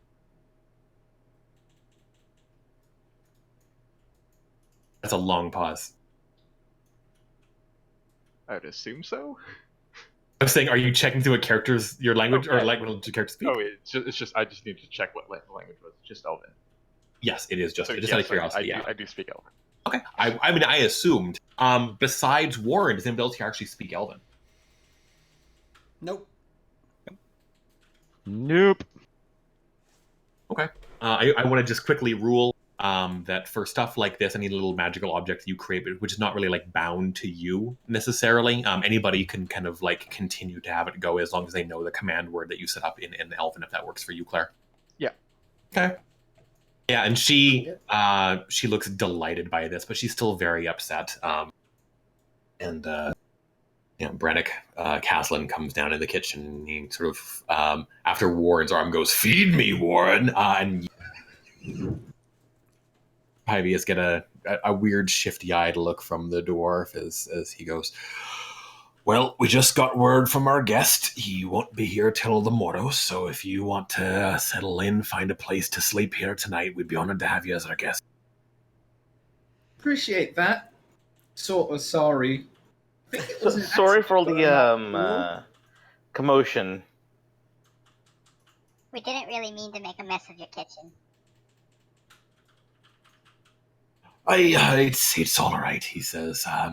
Honestly, when we invited you folks, I was sort of wondering how many of you'd actually show up and how bad it might actually be. But you know, you've managed to defy expectations essentially on every front. And let me tell you, as somebody with very little stake in this whole thing, he doesn't put like pat Sleep's head. Honestly, it's been a delight. Just keep it out of my house. Gives you like a big, giant, broad smile. And he says, "Now I know we've just spent the last 2 days eating. Who's ready for dessert?" And goes over to the pantry and. You guys end up, I imagine, basically being told that you're supposed to sort of stay here the night because there's somebody else that you are waiting for. Avi basically like sends off all of the guests, and then after he comes back inside, sort of just lets you know that the third floor is still off limits. The second floor though has like beds and couches and guest rooms and things like that. That people are just welcome to just grab a spot and settle down. There's still like a body in the kitchen, right? No, she left. depart. Yeah, she left. Get inside. Yeah, Saigar shot her in the neck, and then I stabbed Okay. her in the neck with a healing good. thing, and then basically ran. just told her Good. skedaddle. Cool. She'll Thank never be the same Skedaddle. again, though. Nope.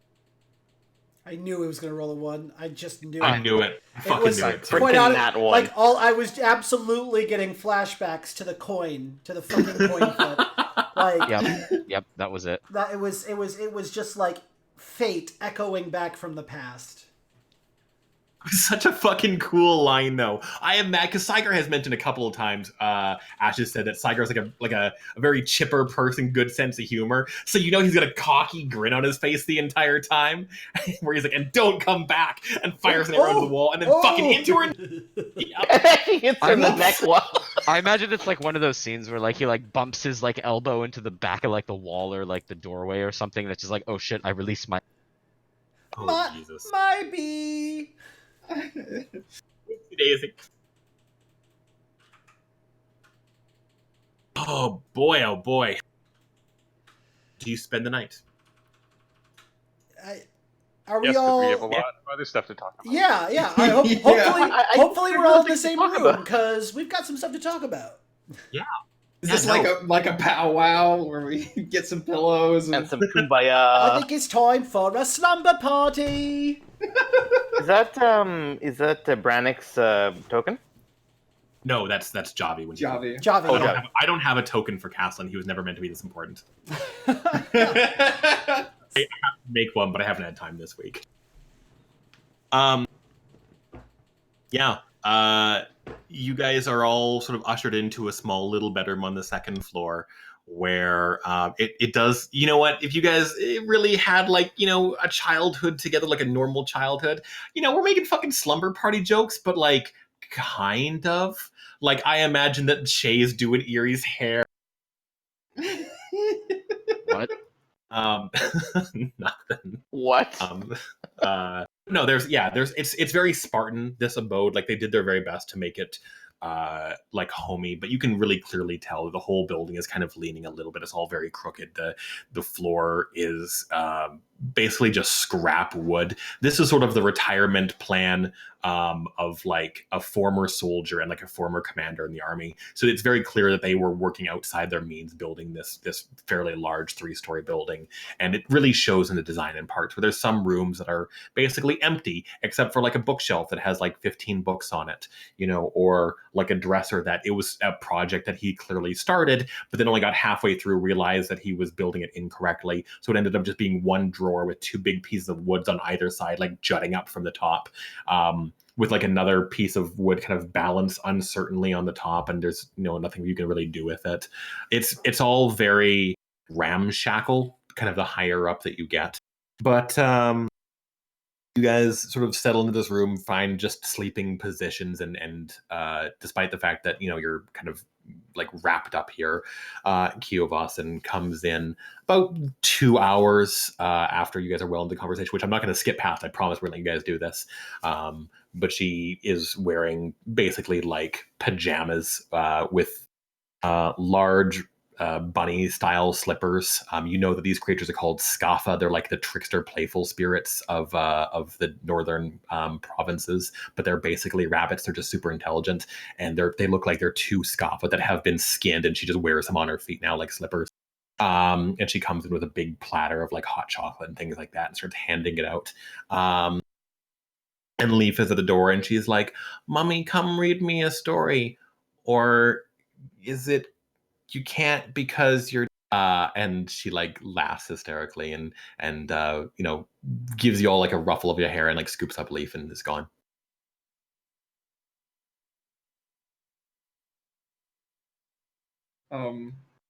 As we're about to sit down and start talking, I kind of motion over to Eerie, and I'm like, I know hugs don't really work in this sort of size, but you mind sitting on my shoulder while we talk? I miss, it's been like 5 years. I can do that. That feels right. Yeah, It's been a while. yeah. This is a good picture. I like the pumpkins. Yeah.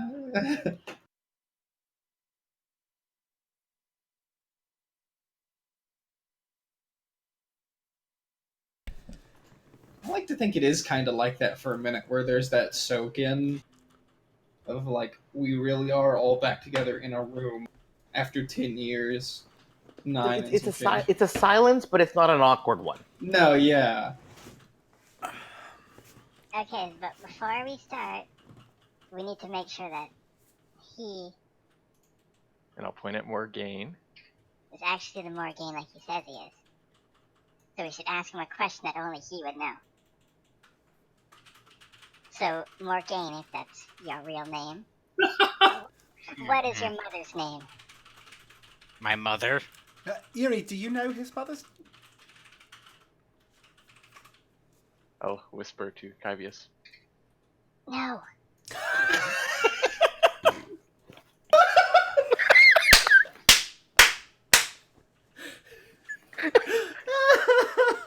Man, fucking Claire gunning for those geomancy cards, boys. My mother's name is Athene. And your sister's name? It's Karna. And who your else brother's is your? name? Yeah. My what? Your brother's name. I don't have a brother. It's Dead. not him. No, totally. I don't think he had a brother. No, it's. Who else did you have? Zalt. Did you have any other acquaintances or a gang of some sort? Zalt and Garrow. I think this checks out. This tracks. Yeah, it tracks. That tracks. So Morgaine, my friend, if it really is you, what is the last thing you remember? What happened to you?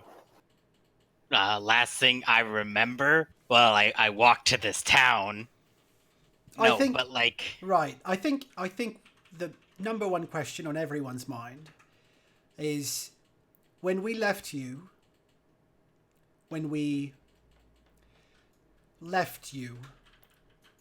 it didn't look like things were going very well for you at the time, and we were all just wondering what happened.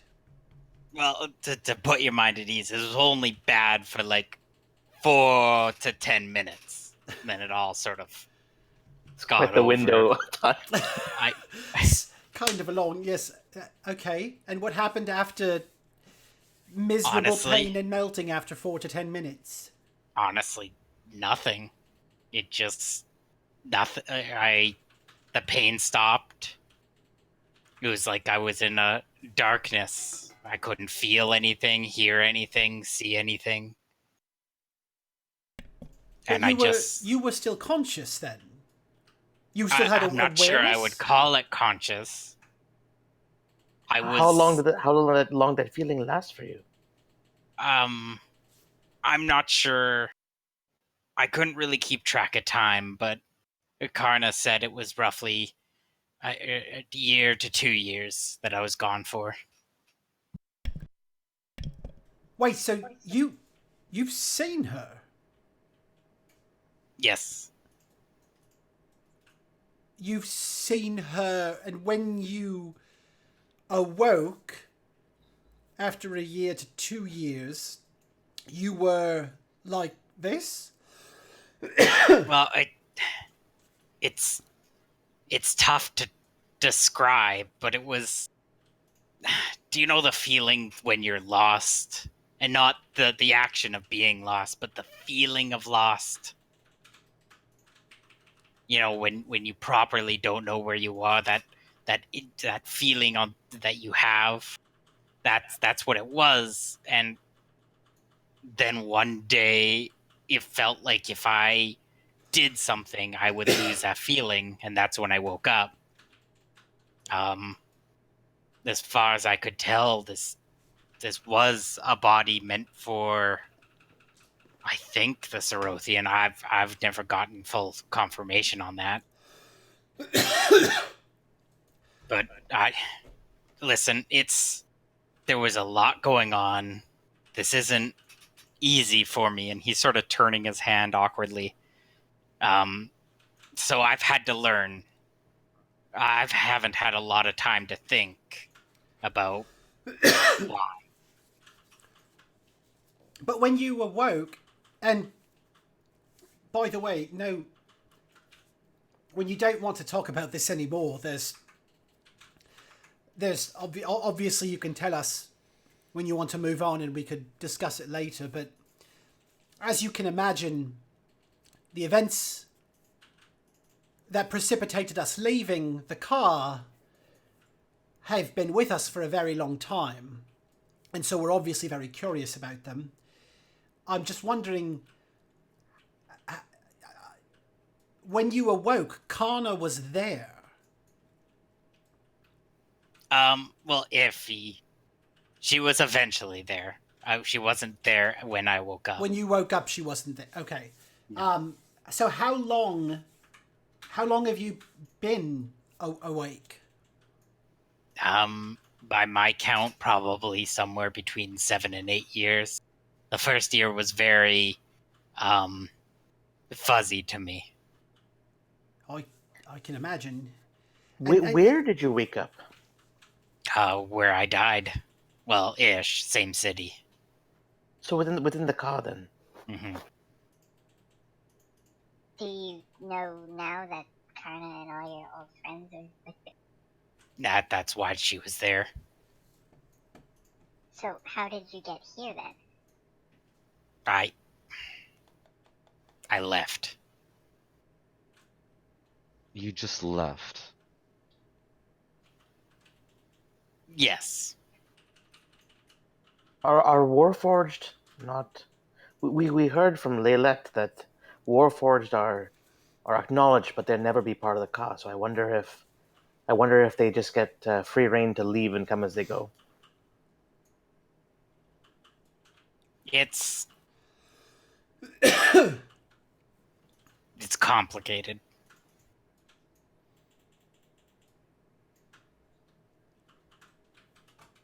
You don't have any idea how you might have ended up in that body of yours. I told you the feelings, but honestly, I haven't even. I haven't thought about how I ended up here. I've been dealing with, well, this. A big change. So are you like all metal now, or are there gooey bits inside? Well, there's nothing of my body left. There wasn't anything left of it, anyways.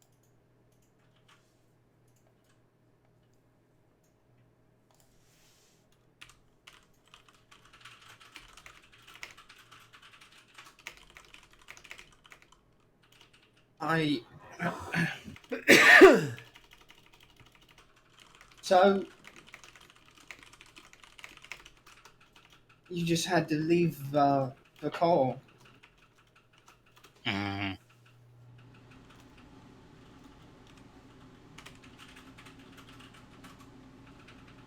There was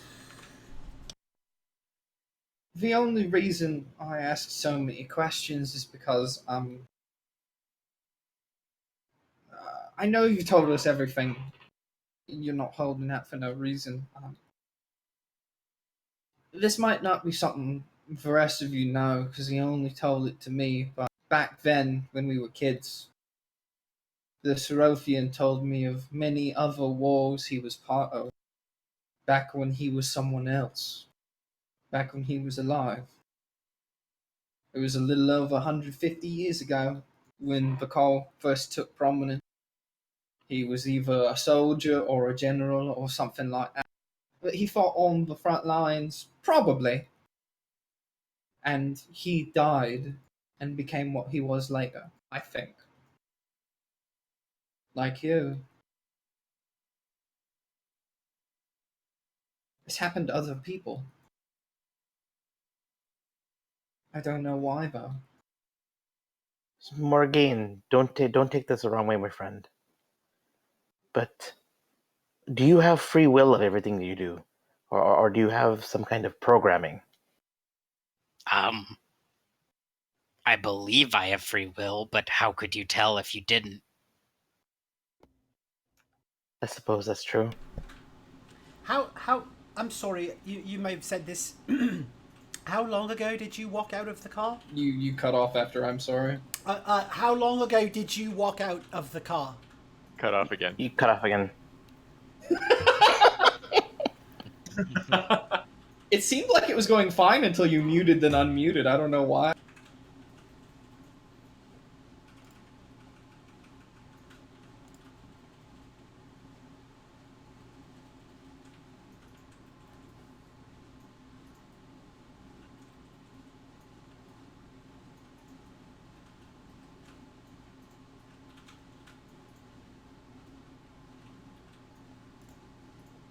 Programmed to do it. All right. What I said was, how long ago did you just walk out of the car? It had to be, God, a year now? So you spent quite some time there. Well, I had to learn to walk. Oh, true. Karna taught me to fight.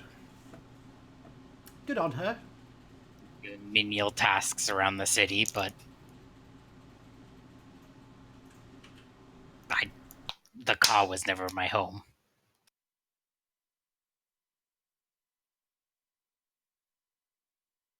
Understand.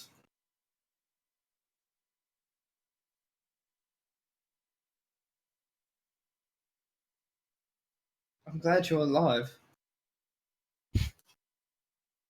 Well, that has conditions to have it. It's So, not often people get second chances. No. I've always remembered, you know. So it's just Can't speak for everyone in the group, Morgaine, but I thought the worst had happened. So it is good to see you back again. Well, like, it did. But, yeah. no, that's fair. Yeah, what happened was pretty bad, you know. Listen, I knew what I was doing at that time. The fact that you're all alive, that Keo Vossen is alive, that my sister's alive, that was more than I could have ever asked for. That life had a time limit. That look in your eyes is the only reason I never regretted it. I know that's not a fair thing to say, but No, it's what I wanted. it's not a lot of people who go out believing the very thing they do matters. Sorry, I centralized everything on your death, and here you are standing with me.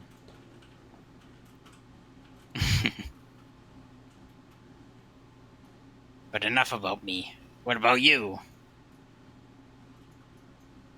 All of us? Yeah, you're taller.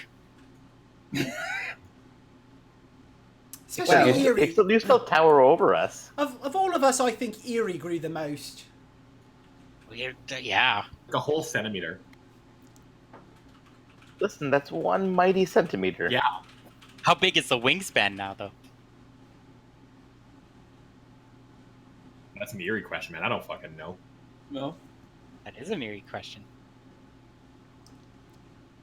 That's the sound of thing. Probably about the same. I don't think it wouldn't really change too much. And Eerie, what glorious battle did you get that fantastic scar in? Oh, it's a Oh, good you tale. You should have seen it. It was massive. It was just huge. It was the hardest battle me and Warren had ever fought. It was butterfly. I had elaborate gestures. No, it was a fucking horrible butterfly. A horrible butterfly. Mm-hmm. Massive, though. Oh my, yes, of course. A 50 foot. 50-foot butterfly. Probably. About that. Can I Give or roll an insight check to see if they're lying? Listen, I don't allow insight checks between players. Unfortunately, no bluff, no Damn. insight checks. My apologies. You're just gonna have to make that call yourself. I don't believe either of you. You ever been to Epitaph? I've not been to. Well, wait. Where did I visit you? It was not an epitaph, right? Probably would have been before then. It would have been before. Yeah. Okay. So no, I haven't gone to epitaph. You know what the Ageless are? I'm distinctly familiar with the Ageless, if you'll recall. The island is full of them. 50, hundreds of them everywhere. It's a whole community based around hunting for things. And you're telling me a 50-foot butterfly gave Eerie that scar on his face, and it wasn't him just flying into a table? I think so. Okay. Yeah, we wouldn't lie to you. Look, If- there's two things I know. I like how fucking Claire's voice recording. You can so clearly hear the inflection change when Claire is smiling. Oh my god. There's two things I know. One, I never lie to people. Two, never trust the Fae. But I'm well, it could have been a lot of other creatures. There's a lot of them. We fought a lot of Oh, things. so you're not sure if it was the 50-foot butterfly that caused the scar? I think it was, but I'm I'm not... pretty sure it was the butterfly went and hit me, and I started bleeding, and then there was a scar. Oh, okay. That's fantastic. I'm going to have to go there someday. Oh, you should. It's where I've been for the last 9 years. You know, we could take you. We're kind of famous. You ever heard of Jam Dunk? I don't know. I'm not too keen going there right now. Oh my god. Look, they gave me a hat. Yeah, we almost got our emblems made before we got off the island. Oh my god. Oh, good.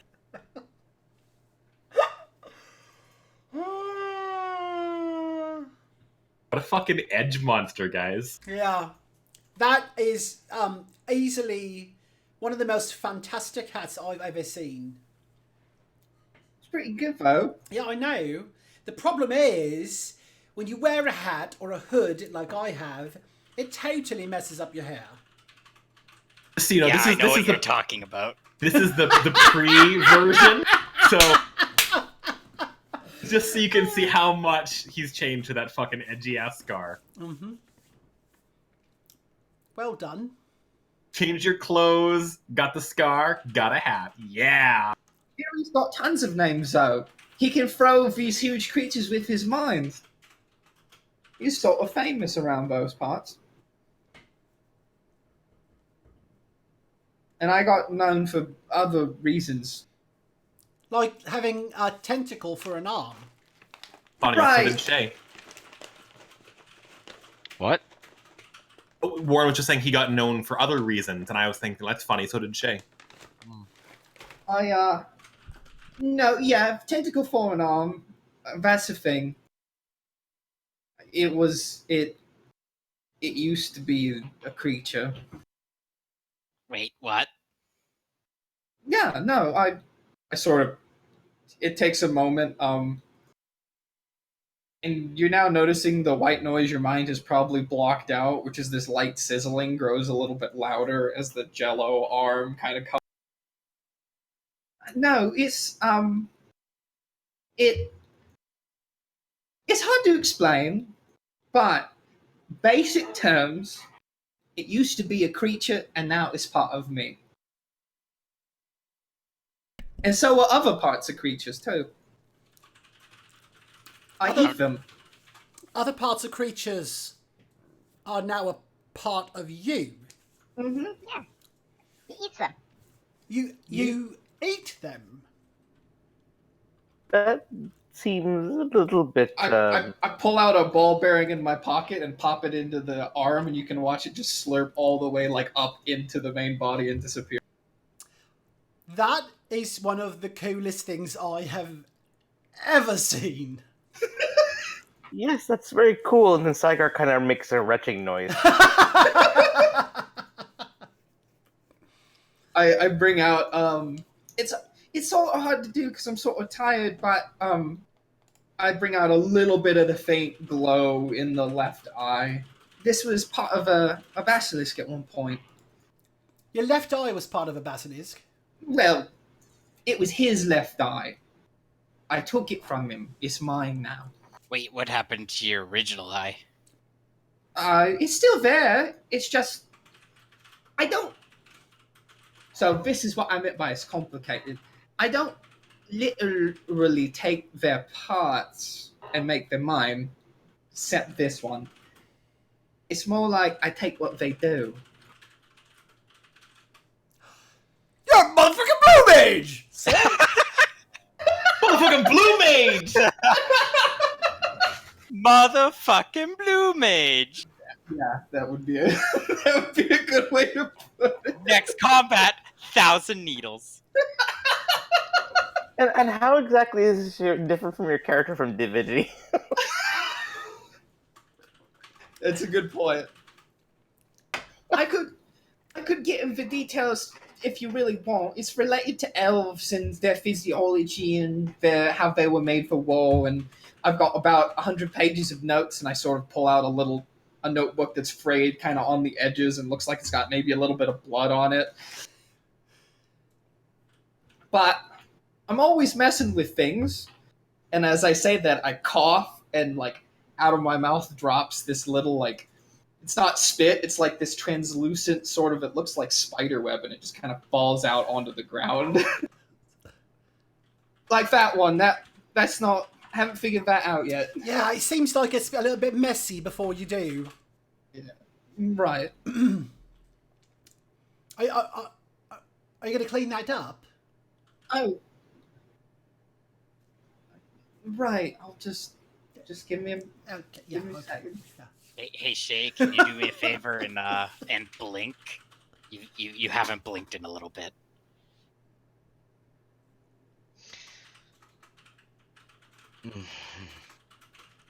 Sorry, I just find your situation kind of. God damn it! Hang on. Ah. All right, there we go. Woo, take it off! Fair. I can't fucking breathe. I find your situation rather interesting. Sorry. Mm-hmm.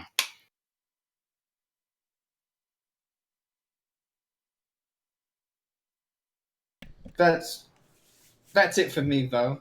I Saigar has a bit of a grin on his face and asks Warren, "Why did the octopus beat the shark in a fight?" I don't know. Because the octopus was well armed, just like you. Ha Oh, ha no. ha ha!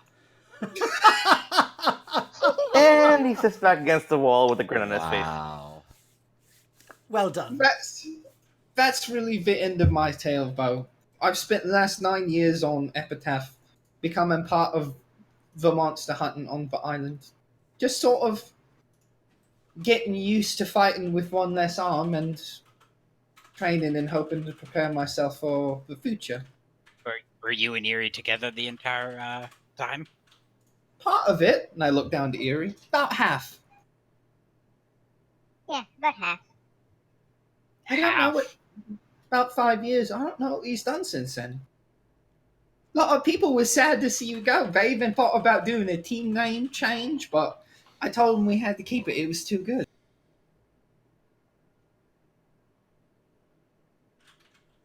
But no, I don't know what you've been doing this past while. I've just been off on my own little quest, I guess. Just trying to do some good.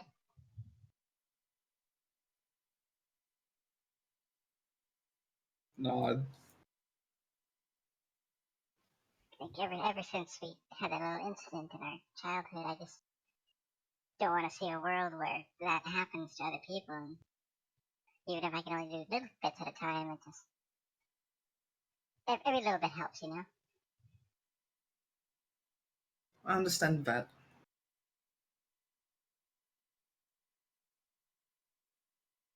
There's a clearing of his voice as Brannick. Leaf is asleep in one arm, and he's not that tall, so like she's a large portion of his was what he's holding. In his other hand, though, he's got a large, big ceramic jug about the size of like Morgaine's head that you can see is like chock full with water and slosh. And he goes, "All right, lads. We've got an early morning ahead of us. Got word from Javi that we're expecting our visitor probably first thing in the AM. So I'll stop by and wake you up then. Bathroom is at the end of the hall, second to the left. Sink doesn't work right now, so I brought you." And he sort of like shucks the water in the ceramic jar. It'll be on the counter, and you'll get some sleep, all right? Brannick, who's the visitor? I'm not sure she wants me to say just yet. Oh, so it's a she. No, Kiwi doesn't. Kyo doesn't want me to say anything. He says and blushes furiously. It's not. It's not a big secret or nothing. It's just. I think she might be worried that somebody might get vanishing here in the night if. Well, if you don't get the chance to speak to him face to face. So. Ominous. I haven't got a chance to say it, but it's nice to see you, Brannick. Lads, likewise. It's he sort of gestures with Leaf in his hand, kind of like around the house, and then halfway in the gesture, the answer is yes, Zygar. He says, "Listen, I wouldn't have any of this if it weren't for all of you. So I'm grateful beyond words." Brannick, wait. He turns to go and then stops and looks back at you, Zygar, smile playing at his face. "Aye, lad, what's on your mind?" It's been years, but I know I speak potentially for the rest of the group, but we never forgot the things you did for us when we were little kids. I remember that you gave up this medal just to get us some food back when we were starving on the streets. And Sagar pulls out the medal that Brannick selflessly contributed so that we can get the 4 Kolkali cakes. I will not tell you the trials and tribulations I went to get through this, but needless to say, we wanted to get this back to you. He looks shocked and touched. He's like, you didn't have to do that. And in his arms, Leaf goes, "Daddy, I'm tired. I want to go to bed, please." And he looks at his daughter and looks back at you, and like his eyes start just filling to the brim with these big alligator tears. And takes a step forward and looks at you and goes, "Thank you. Thank you, sir, sincerely. I don't have a free hand." And he opens his mouth and waits for you to put the metal inside his jaws. You can see that there's a lot of like big, huge black cavities in the back of his mouth. His breath is kind of weird. But like you just give him the metal and he clamps down up between his teeth and goes, I mean it. If I can ever repay a favor, you tell me. It means the world to me." And then before the tears threaten to overflow out of his eyes, he makes his way out of the hall and goes, "Good night," and steps down to where his daughter's room is at the end of the hall. And you can hear the door closing behind them as he goes to talk. And that is where we're going to take a break, guys. Woo! I will see you So in we're 10 minutes. I am dying. Yeah, I bet. Take off those Yeah, leather pants. Probably Jesus. way hot in there. Take it off When on you stream.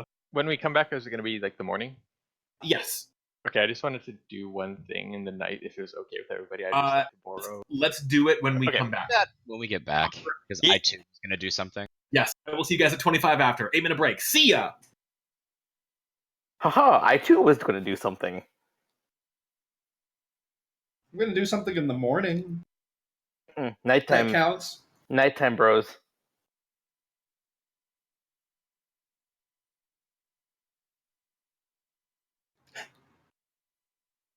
Ben, should you keep the stream on during the breaks? I can't remember. Yeah, I do. I'm too scared to turn it off and then turn it back on and have the sound stop working. Ah, good point. I'm glad you immediately called out what I'm playing. Motherfucking Sorry! blue mage. I didn't mean to actually call it out. It was just such a surprise, and I was so excited. That's exactly, yeah. It's what I was trying to get across. I'm really excited too. Just don't do what you do in Divinity.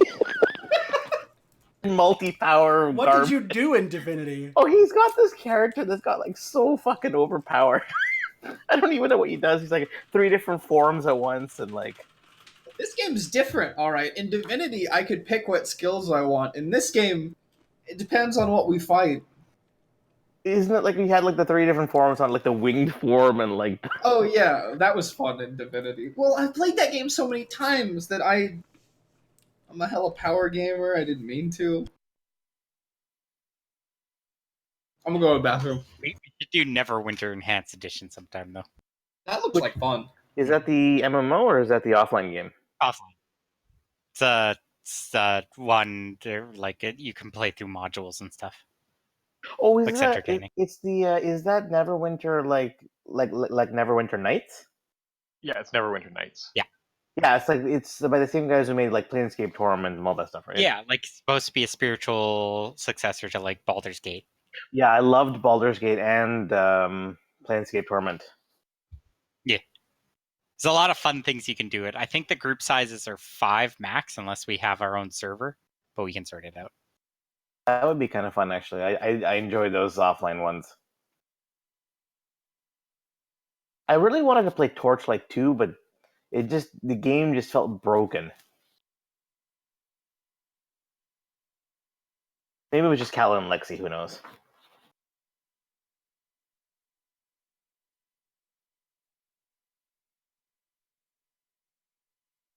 Also, because I probably butcher names of things, I'm just posting it in chat. That was the mother's name I said. Probably said it wrong.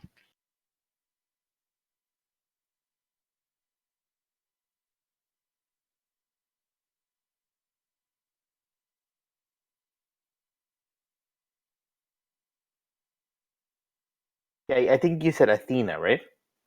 Or Athene?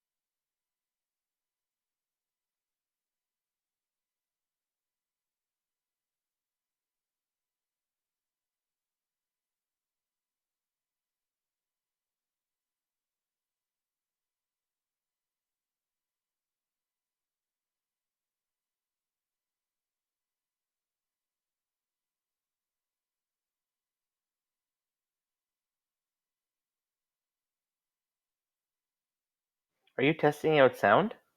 Yeah. Okay. Back in 3 more minutes.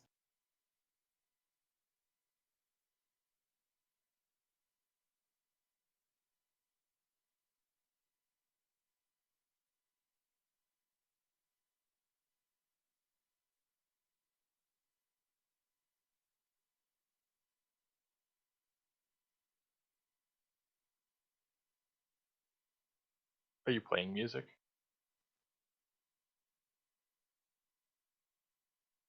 There's nothing playing at the.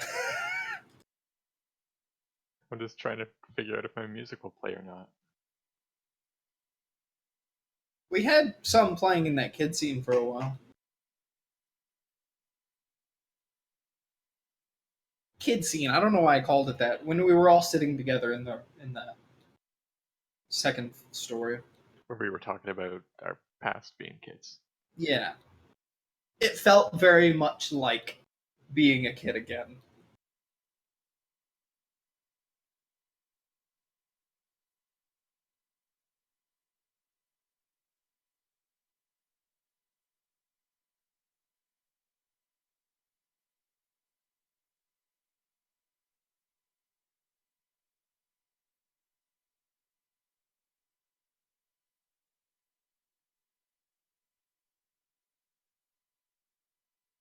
Hey, I'm back. Are we waiting for anybody?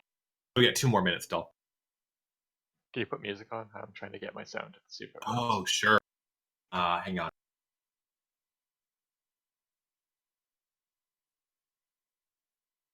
Hey, no. I don't hear it, I just see it. You seriously made a Rickroll? Just relax and enjoy it. Here's the good part. Ah, yeah. What? Wow.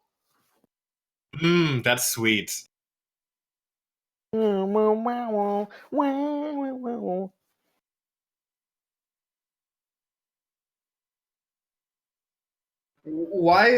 I put my headset back on to Rickroll? I want to test his audio. Okay, so Brave doesn't work for audio for me. And I've tried all the settings for that, so I'm just going to stick with Chrome. All right, cool. Let you down. My Brave works fine for audio. Mine was working last week, and then weeks before, it's just decided, haha, no. Awesome. Brave works for audio for me, but doesn't work for video. It's so weird. I can't see any of your webcams. Good. I'm glad. It's a good thing that Roll20 is a very non-buggy website. Oh, yeah, for sure. It's really the only one of its kind, though, right? Like, I don't It think there's is. anything that's even remotely close to the feature level of this thing, right? No, absolutely not. It's one of those things where if someone came along and made a more convenient alternative, people would leave immediately, though. Like when Discord came out, everyone was like, all the other chat programs are dead. They're dead. Yeah, like Ventrilo with Mumble. Yeah. And like, Yeah. Roger. Does everyone even use Roger Wilco anymore?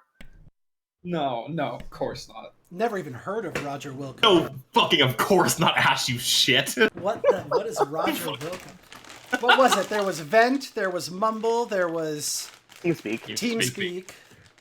What was Roger that? What Wilco was that pretty big, weird too. one? What was that weird one that fucking what was his name? Zack Attack, the NBC dude who sold his account.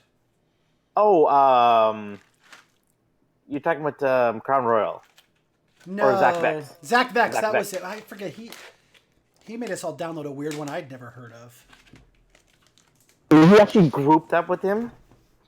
Oh yeah, this is actually like before I was an Onion though. Can't remember what that was got it. called. He was an ultra douchebag. Oh, yeah. Well, TeamSpeak still exists.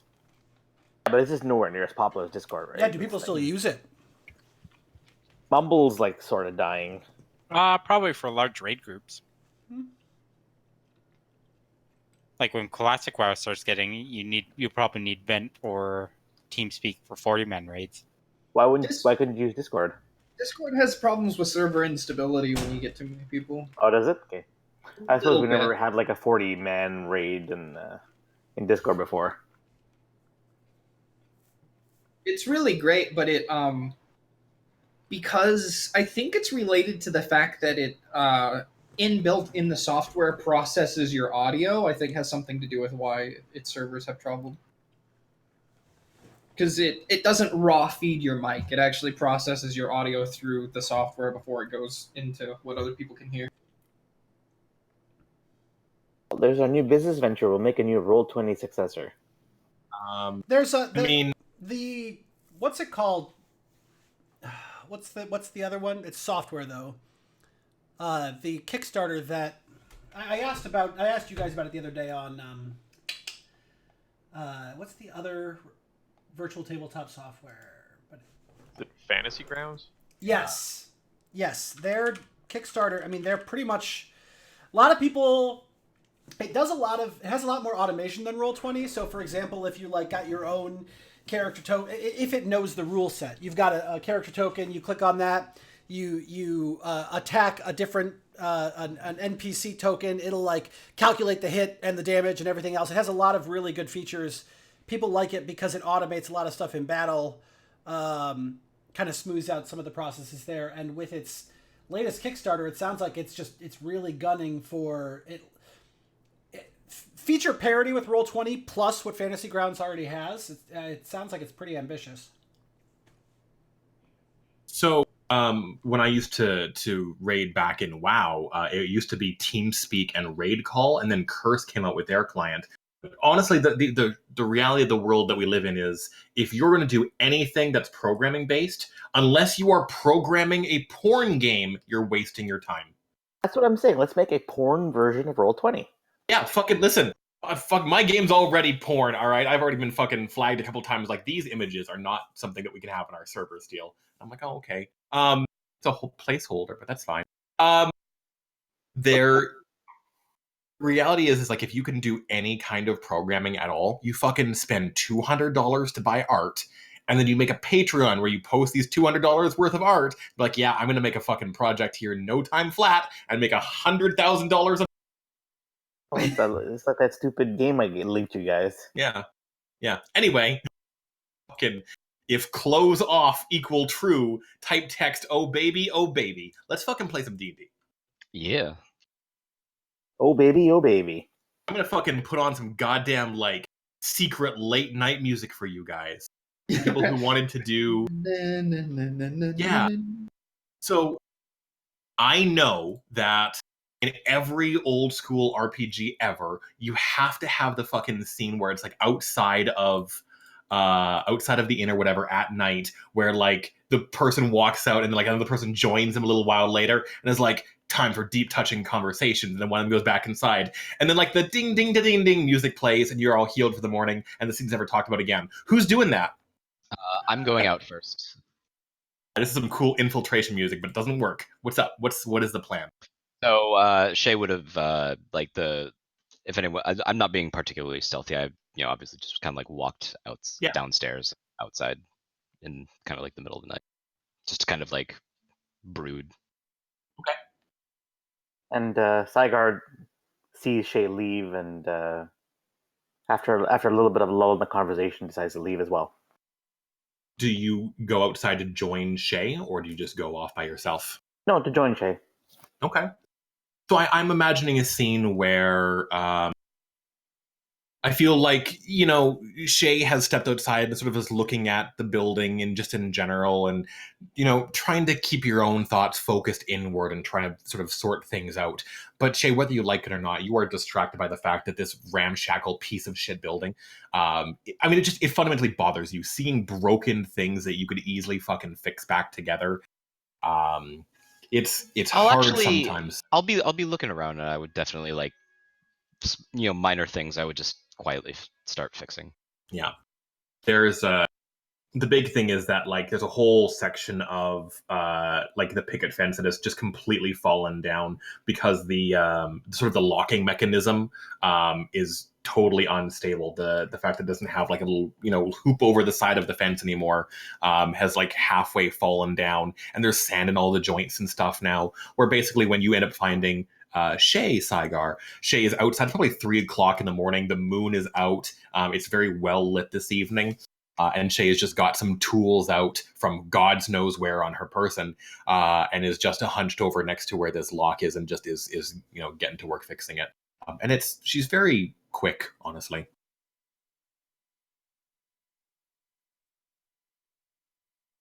I continue watching Shay for a little while, and then after a long silence, kind of walk up to her and just, hey.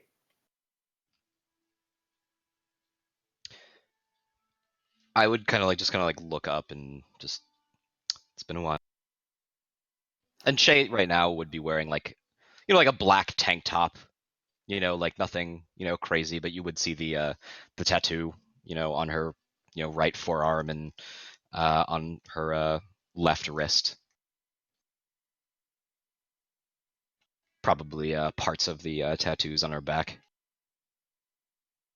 She looks so street for this rural environment. Street's a good word.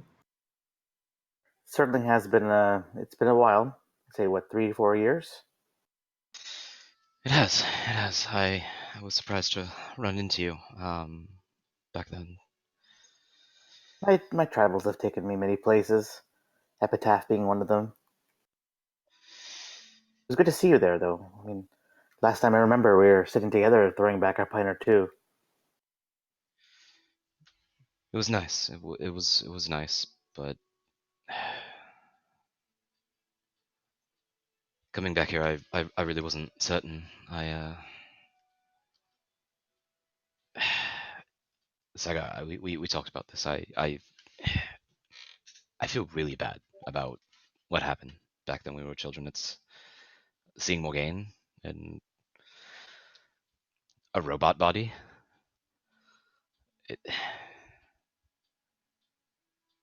It's very hard to look them in the eye.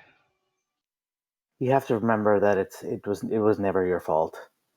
I've one thing I've learned being for hire, doing odd jobs here and there all over the place, that there's much evil in the world, and what we saw, we were the victims, not the perpetrators or the ones that were at fault. Listen, I know it wasn't my fault, but I can't stop hearing the voice of Morgaine's sister just telling me I was the one that killed him. It's the thoughts kept me up at night more than once. What we can do is at this point stick together. I think we have a good thing going here. We're going to make sure this never happens again to anyone else. Did you take care of the business that you set off for last time? I would say then and some. Probably save for a better occasion to drink. Maybe over another pint or two. We'll talk about it later. At this point in time, Sagar goes back inside. And I'd keep working.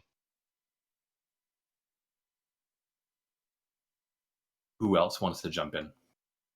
Well, I just wanted to, with permission from the group, to borrow 50 residuum. We're unconscious. I mean, there's a big fucking stockpile. Holy shit, I just got fucking like 3 fucking private messages about like, we're voting Ash this game. Holy shit, guys. Jesus. Yeah, there's the big coffer that had like give or take about 1,000 residium in it, that nobody really has taken possession of thus far. So it's really up to you how your Fae wants to go about, taking ownership. You want to do it out of character and ask permission, but like, where's the fun in that? I didn't ask permission to shoot Mother Dearest. It's fine. It's not that much. We'll just borrow 50. Okay. And we're gonna just do a little ritual on the floor. What? I don't have the ritual in your thing that I was planning to. What's the ritual that you cast? It's just sending.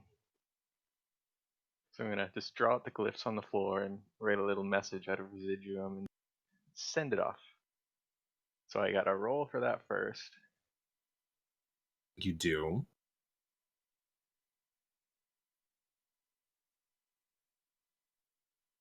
Nailed it. So that is anywhere on the same plane. Yeah. I'm just gonna send a message to Lilette. Okay. I feel like this music has suddenly taken a bit of a turn. I'm gonna put a fucking pause on here for a moment. My audio cut out for 2 seconds. Did you say you summoned Lilette? No, just sending her a message. What is the message that you send? Hi there, it's me, Yuri again. I'm sorry about earlier. Didn't actually mean to almost kill you. I'm checking in to make sure you. And that cuts off there.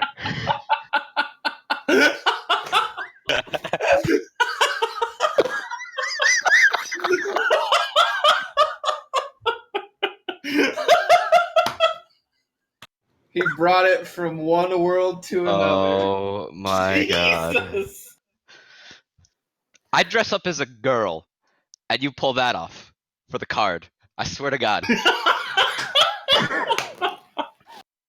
There is no winning. Oh my god. And then I'll go to sleep. Fantastic. Anybody else? As everyone gets to sleep, because Morgaine obviously doesn't sleep, he'll sort of make his way outside the room quietly, close the door, and I think he'd just stand outside silently. Okay. My- Yeah, no, it's big vigil in the hallway. Morgan does not need to sleep. Beep boop. Roarforge don't sleep. Oh, Steel, does she respond? She does not. Does not Rude. respond. Yeah. Wow, didn't pick up the phone. I have something, but it's like before the meeting in the morning. Warren's an extremely early riser, so if we get there, then just it's like an RP bag kind of thing. Let's do it now. Okay, cool. I wake up whenever it's barely fucking like there could be sunlight outside, but probably not. And I sort of just instinctively hoist up my shield and weapon and a few things and kind of saunter outside. And I probably bump into Morgaine on the way down. I'm just heading out Absolutely. front. Oh, sorry. You rest well? Pretty good. I always do exercise and stuff every morning. Want a partner? A fucking huge, massive grin. Of course, I had so many ideas, but I didn't have anybody to work with, and I was gonna get a log and sort of like shove this shield down in it, and this will be way better. Yeah, it's always good to practice. I don't want to get rusty.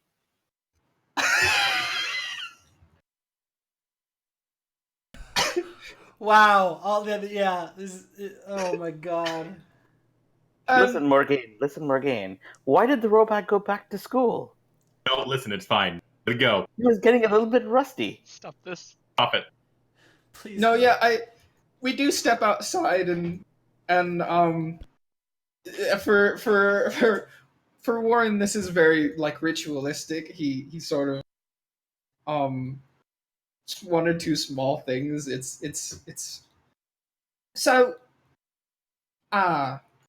for anything specific you want to practice against, and I sort of open my bag and there's like a sword and a spear and a dagger and a couple of like the old shield I was wearing. I know a lot of core styles, specifically the ones some of the bonds mages like to use, and a lot of the spear and sword fighting styles. If there's anything you want to mess with, I usually just practice alone in the morning, so how about some light sparring? that would be really good.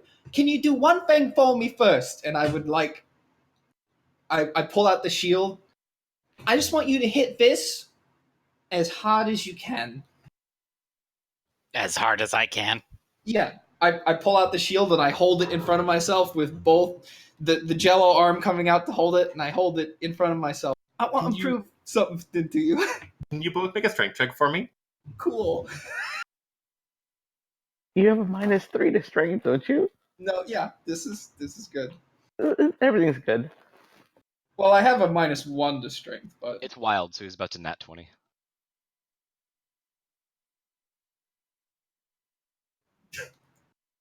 That's about exactly what I thought, yeah. so you just fought with Warren, and you saw like elegance and sort of like what looked like grace, but when you put your whole weight into that, he literally actually flies backwards. Oh yeah. Are you okay? He like skids a little bit in the sand and starts to sit up, and he immediately looks at the shield, and it's Just really quickly, I wanted to just jump in here real fast, and I wanted to express this is very, very much that idea where like we're kind of playing superhero D&D a little bit. So when Morgane's like everything I've got, okay, kapunch. Or whatever, we have like the fucking superhero speed lines as you like put your whole weight into the Captain America shield, and there's like a reverberation as Warren is thrown backwards. Like, it cannot be understated how fast Morgane moves for being a big guy. yeah. I sit up and I look at the shield, and it's not damaged or anything, right? God. Completely. So that's what I was thinking. First of all, holy shit, that was cool. You pack a punch in that thing. Yeah, it's not going full on. That's the tough part. Yeah, sure. And from there, he does kind of gleefully stand up and go into actual regular sparring. Just to add detail, you would come to know just that when Warren isn't using his magic and he's just sort of standing with you, there's a lot of like trying to predict the way you move and what you're doing, to maneuver around you. But anytime you ever catch him off guard, you like immediately win the bout. Like instantly, like one hit and he is just knocked on the ground and then has to get back up. So I want to jump in when you say that, and I wish I had good fucking music to go with this. But I did want to say that, like, as soon as this happens, as soon as like there is a backhand or like his shield hits yours or something, and you go fucking flying, and it's like the one hit you're down, and you roll up and you're like, hey, good brawl, good spar, etc. I'm done, I'm good. As soon as it happens, you notice that the writing that I had mentioned on the inside of the shield, like, almost lights up a bit, like in like that. There's a reddish glow that happens from the runes on the inside as you fall, and then it fades, and you know that what you are doing is on the right track to trigger what the shield is capable of. The falling or the as you were like brought, like as you lost, as you were thrown down, it began to get a little closer to action. Oh. Sort of get up. And what you'd notice about Morgane is his fighting style seems to be strength over finesse, and it's almost his steps they look purposeful, look jaded. They aren't as fluid as you would expect.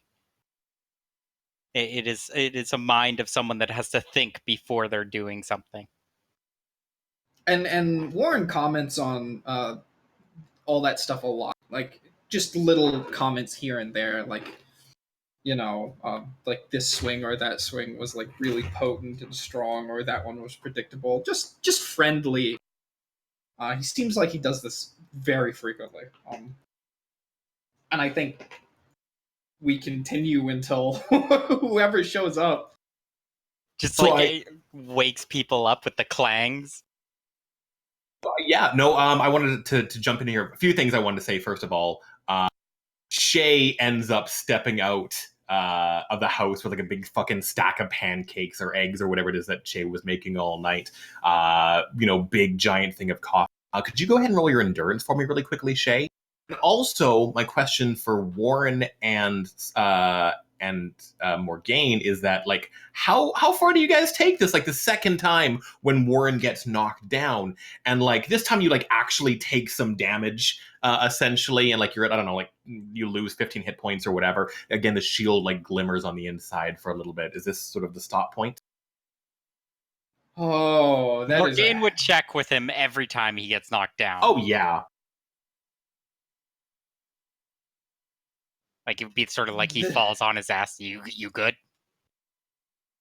No, I think Warren probably pushes it too far. I think after he sees the shield alighting, he's just sort of like, no, I got an idea in my head. I think I figured something out. Let's just keep. If I pass out, just throw some water on me. It'll be fine. You pass out, Warren. This is a spar. As he would do, like if you're attacking, he'd like defense reflexively take a step back. No, I don't mean anything serious. Sorry, I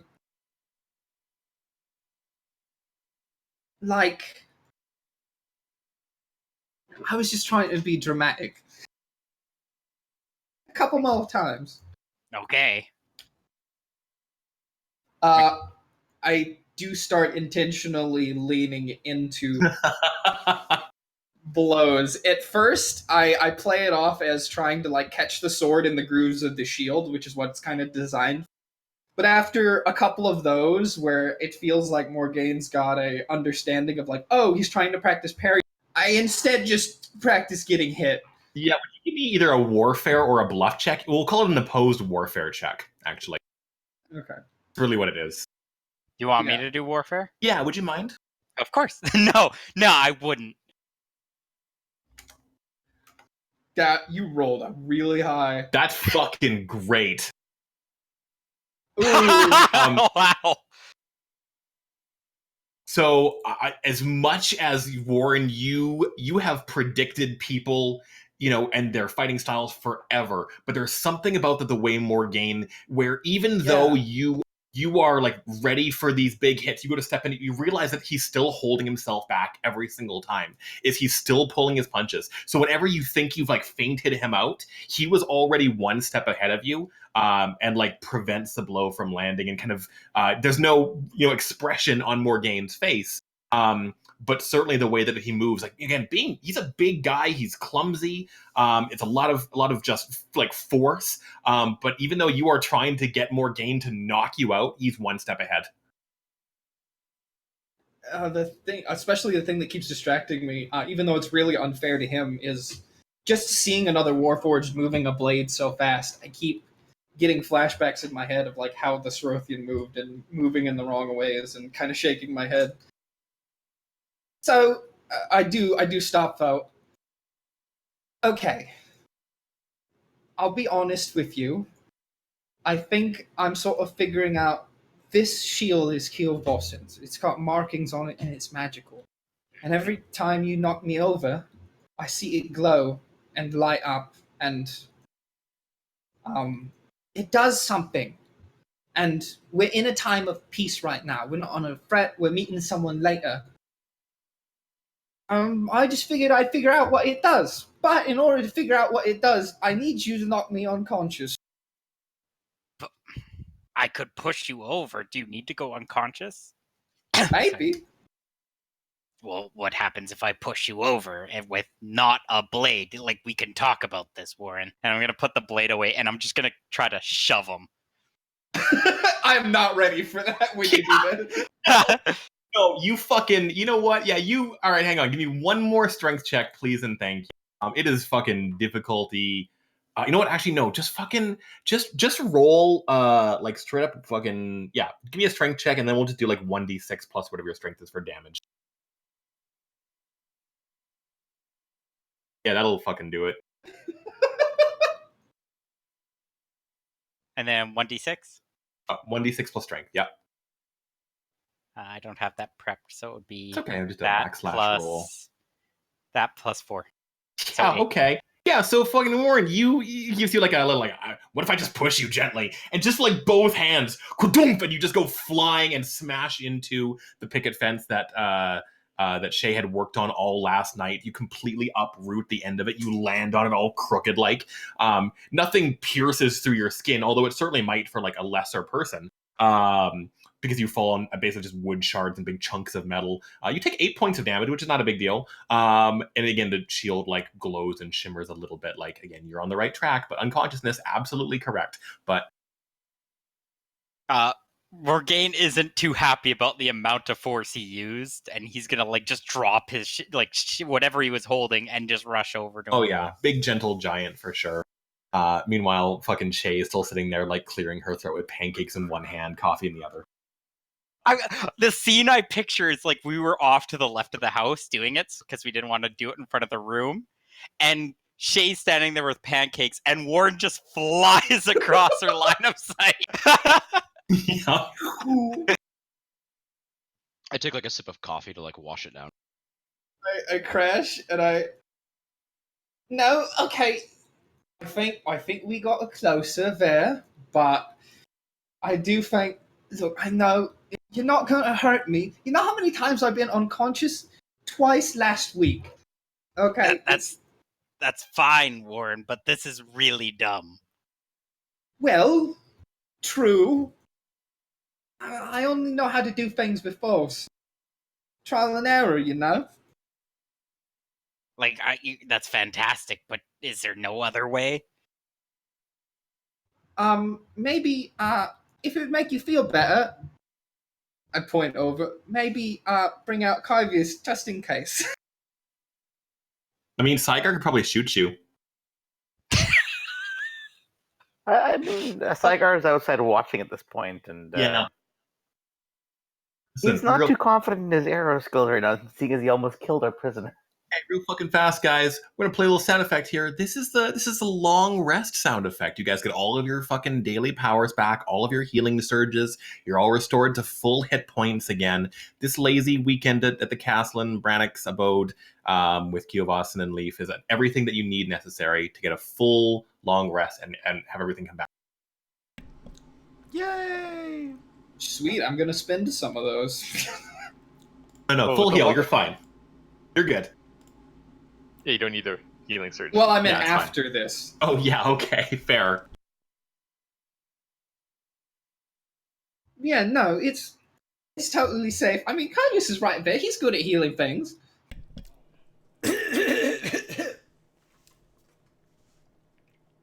Shay's right there, and she's good at healing things. You broke my fence. No.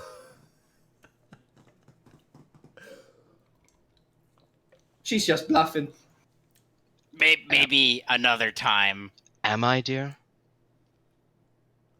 Listen, I don't think you know this, Warren, but it's not a good look for one of my constitution to be shown brutalizing people. Fair. I look over. Anybody else okay with doing it then? Eldritch Blast! You serious? I was just waiting for it. Oh my god. So I want to just fucking describe this real fast. Where you're like, anybody else want it? And immediately just like 4 or 5 heavy bolts of fucking pure energy assault you. And Warren, you like throw the shield up. Dude, there's no way. There's no fucking way. Kyga's like pew pew pew pew pew and just pins you to the ground with like this hail of fucking meteorites. You please describe that for me really quick, you guys, while I edit the fucking shield. So while it does.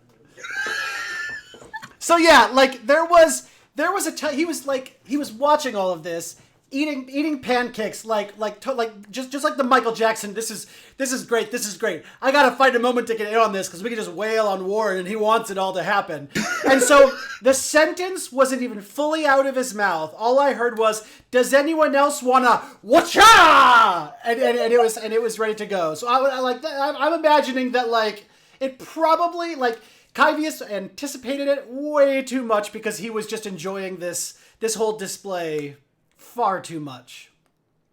Yeah, I you can see like the shield is way too heavy. There's no way I'll ever get there in time, and they just fucking hit me like bullets in a movie. Okay,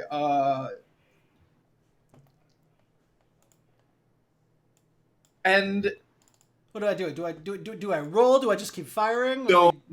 So you're good. So okay. As soon as Warren, you like watch his consciousness fades, a like rose red light emanates out from the shield and like surround him for a split second. You watch as Warren's left eye like opens wide as if like you were like in your death throes. and basically everybody who sort of is able to be in this sort of range can see that like that basilisk eye that Warren possesses peers out wildly, and then without any further like fanfare, the light from the shield fades, and Warren, you fall unconscious. Cool. So wait, what did Oh. the shield do? It allowed the whenever I'm reduced to 0 hit points, a daily power instantly happens. Okay. I cannot gain hit points from it or prevent myself from falling unconscious. It is a last stand. But even if the daily power has already been used, it is reused. Oh. Ooh. Does he get to choose the daily power? That is cool. However, the shield only possesses one charge, and it cannot be used again until it has been recharged. I'm going to walk over to Warren with a pitcher of ice, cold water, and just Slow kind of like pour. kneel down, slow down, and just kind of like point his face upwards, and then just drip, drip, drip, drip, drip, drip, drip, drip, drip, drip, while also touching the shield for arcane rejuvenation. Ooh. So, do you want it to just be a touch, or do you want it to be a little more complicated than that? It is up to you. Oh wait, no, it's arcane empowerment. Sorry. Yeah, but it's still up to you if you want to just be like you touch it, or if you want to be something that is a little more complicated. It's really your call. This one, I've got something in my hand. This is the I'm taking power out of the combobulator nonsense bullshit. I'm taking power out of the cold thing. Mm-hmm. So, would you describe to me what this looks like? This device? It's a tiny little coil that looks like it's just kind of like got like frost just like spilling off of it. Hang on, I have a better description written down in my but this is it's a metal coil that is kind of like coiled around the heart of a frost. And it's like housed in like a small metal cylinder, and it's just like you're watching the shield, like the runes just like retrace themselves over the shield as like you watch the gentle blue glow of the coil just kind of like fade away. Yeah, the red light from the shield begins to like envelop out in all directions and fade. And Shay just sort of puts this thing down, like twists the end like a spring, and it kind of does that time stone slow motion thing where the runes all rewrite themselves, and it sort of just like stops at full expenditure and then just rushes back into the shield, and your shield is recharged. Hell yeah. Do And I keep pouring the water. Yeah, you like you regain consciousness and the water keeps. I'm still pouring. You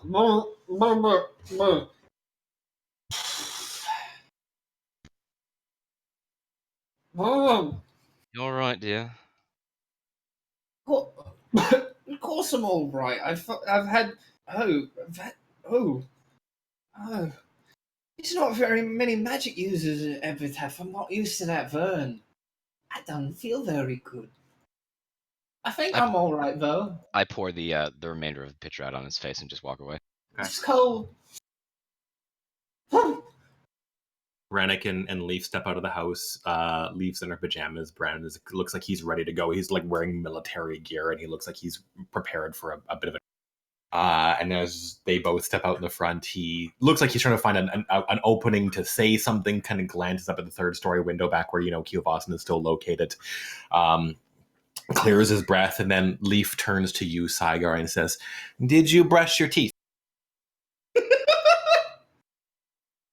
This is still nighttime? No, it's like 5 o'clock in the morning. Oh, got it. Pancakes, dude. Come on. Actually, Leaf, I don't brush my teeth. That's bad, she says with like horror in her eyes. He is naughty, isn't he, Leaf? That is pretty gross. 5-year-old looks up at you're holding like cups in one hand, Shay, and like the coffee in the other, and she looks at me and goes, "Can I have some juice?" You can have any juice you want. What do you want for breakfast, my dear? She just points up at the coffee. All right. Give her the cup. Giving the kid sugar. Immediately, like this fucking scalding hot coffee. I'm like, all right, here you go. And No. I would cool it down a little. Okay, yeah. Fucking you take your goddamn like ice heart core from the fucking tiefling abyss powered shield and just like strap it to the bottom of the coffee cup for a second, like whoosh, this'll cool it off. And she takes a big sip of this and she's like makes a big show of spitting it out and shows how gross it is. And Brandy just takes the cup away and says, "All right, so hopefully you all slept well. We got a bit of a walk today, but I just got word that that our visitor has arrived. Javi will be joining us here." And as he says this, you watch as the front door of the house like rips itself out of existence, and a moment later, you see that Javi appears in his stead. And Brannick goes, "Where'd my bloody door go?" And Javi goes, "I do not actually know, but we'll track it down later." Big smile. Just it's like his shoulders sag. I'm not fixing this. All right, well, downtown it is, he says. So, if you'll all be accompanying me, then. I'm just gonna assume, as I'm sitting up here, I need to spend healing surges to get my health back. You sure do. Cool, got it. I got a lot. Question for my Warforged self: can I actually do that overnight? You can recover, absolutely. Okay, I just want to make sure. So I'll do some healing surges. Yeah. And I guess through the non-existent door, Eerie will slowly just walk out, rubbing What? horrible bedhead, which actually is still fabulous. Yeah. And just Shocker. The door is gone. Warren sort of wonders, Cavius, you got good aim with those. I got some ideas for that later when I'm paying more attention. Listen, Warren, it is always my pleasure to fire death bolts of black lightning at your face. That's a good Please name don't. for me. You guys, it's not a long walk to get back into sort of the heart of this Ka city. It's made better because you guys had a great sleep. Other than Shay, who was exhausted, you get a -2 penalty to all of your rolls until you take a long rest again, or until you get some fucking sleep because you failed your endurance check by pulling. But for most of you, it feels great. Also, I apologize for adjusting the music volume. I won't do it again. If you need to adjust your total volume, again, my apologies. I'll be very careful with it going forward. But the city itself it's still like early hours of the morning. And the trip is made better by you're in good company this morning. You're in good cheer. There's nothing that really can go wrong. It feels like a good day. If that wasn't enough, the entire time that you travel there, Leaf uses 2 pancakes that she puts on like her top and her bottom lip, and she'll like get your attention and show you that like she's like, "I'm a duck, quack quack quack quack quack," and make duck noises as she flaps the pancakes up and down. And she does this about 10 times. She's convinced it does not get old. When you guys finally sort of get into the heart of the city, you can see that there is a large, I wouldn't say hunched over, not too large, but like Warforged sized. There's very few military people. There's not a lot of people that are from the Ka. They have basically the sort of the guard essentially of the city isn't really up and about yet, honestly, because it's a quiet town normally despite recent events. And there is a like the beggar robes thrown over his head, long brown tattered attire that runs like long past where it would normally have feet on the ground. Very masculine figure that's obviously sort of shrouded in these robes to be all mysterious, like your very traditional like give out a quest in a dirty part of the tavern kind of person, except again like much larger than you would expect when it comes to like their shoulders and like part of the lower back, for example, and around the arms.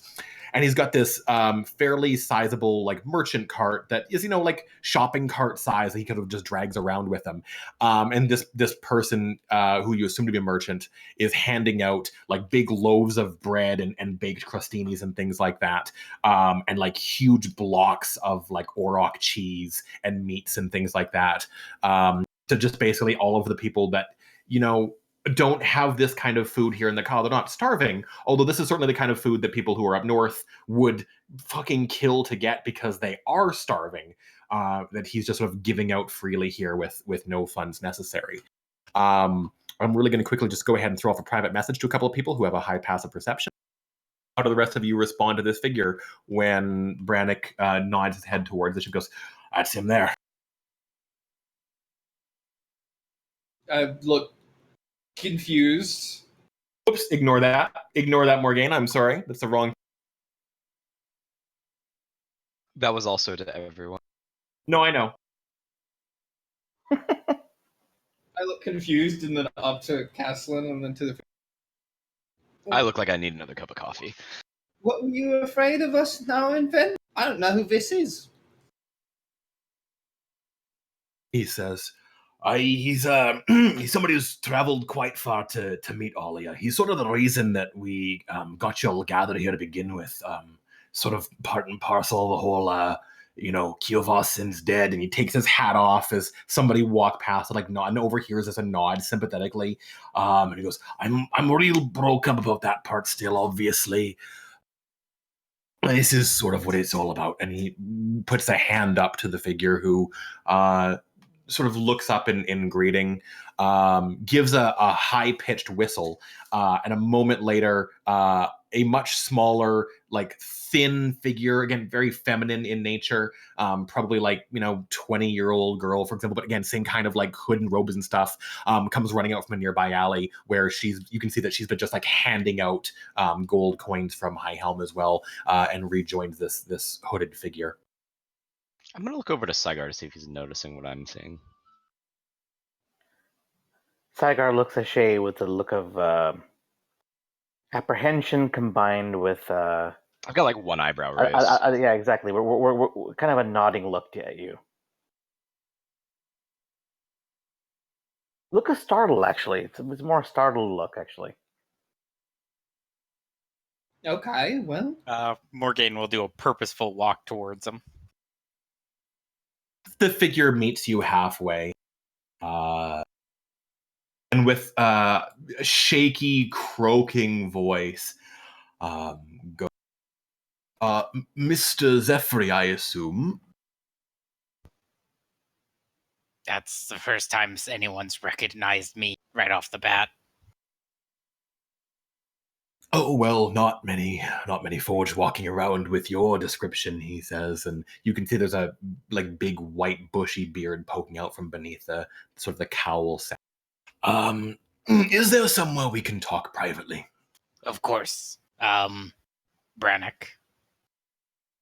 Can we go back? He goes, I think that'd be best. And you guys all start basically making your way back to the house. I'll offer him like any assistance he needs to walk if he's looking a bit haggard.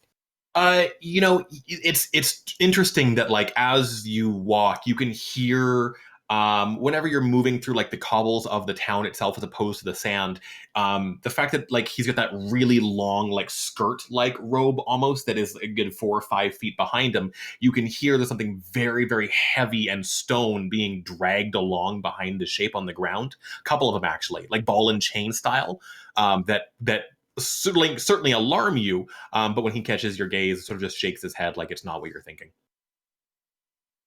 Okay. I'll walk in step with him though. Okay. You guys do all finally make it back to Caslin's abode, where Leaf has lost one of her pancakes along the way and has been just trying to like rip up the smaller one and sort of throwing pieces off like in the side of the road for the ducks in case ducks want food. Obviously, she explains. And the girl who is with this old beggar man gleefully assists, and the two of them look like they are old friends. And these two girls are just like having a fucking blast with like this kid and like her aunt basically. And then when you guys get to the actual door of Brannick's house, this figure, most of the food in the cart has been given away like as you guys get all the way back there. Just the last couple of people are saying their goodbyes now to Brannick and thanking him for the hospitality and wishing him well and hopefully he gets back on his feet and that there's other fish in the sea and things like that are totally inappropriate for a funeral. And people begin to leave, and then finally the figure throws back his hood and you can see the person underneath. I don't know if Kyvius would recognize this individual. Would somebody like to tell me who he is? So Shay immediately recognizes this person. Gives him the one up and glances over to Saigar and just, to what do we owe this honor? Saigar King does Yolis. a bow / down to his knee and says, "Your Grace." Oh no, please. Let's You mean ex-grace? not stand on ceremony. King Yolas Ashtung IV says, with a half smile, because it'll be so much more embarrassing when I can't. Brannick, is there a chair somewhere? And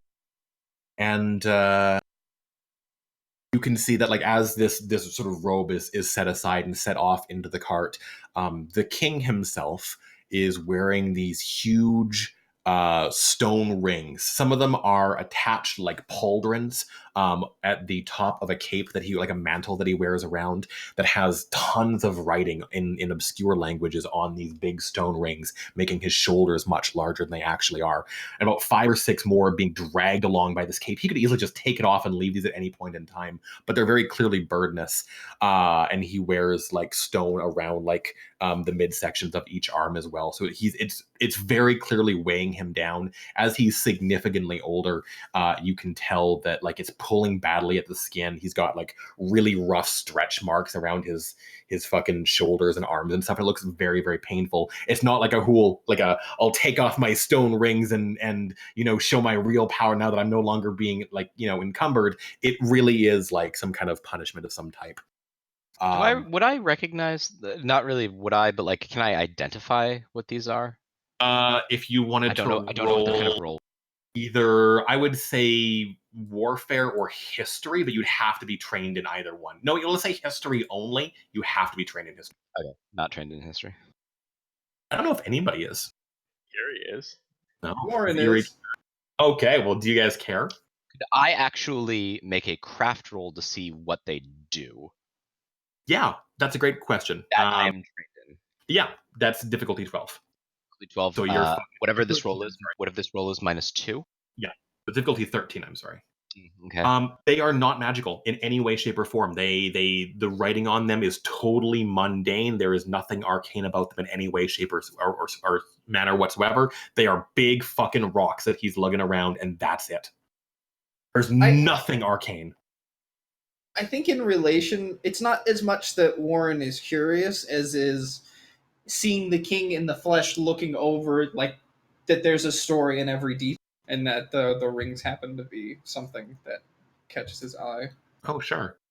Oh, well, you know that this is something that the Kings of Ahelm have done, like, sporadically. The previous king, the Conqueror, fucking, like, eschewed this whole tradition. But, like, the people before him had done this where when they made a promise to their people, in order to prevent themselves from forgetting it, they would, like, put a stone ring, for example, like that they would wear on their back until the promise was fulfilled. They would sleep on it, to prevent them from ever, like, for even a moment, forgetting that this promise is at the forefront of their mind. And all of these huge stone, like, big fucking rocks, are covered with dozens of promises that he has made to his people that has not kept, that he carries with him everywhere. Whew. Got it. And That's when fucking you guys cool. Yeah. That's fucking cool, Steel. I'm sorry. Thanks, man. Continue on. That's okay. Awesome. Yeah.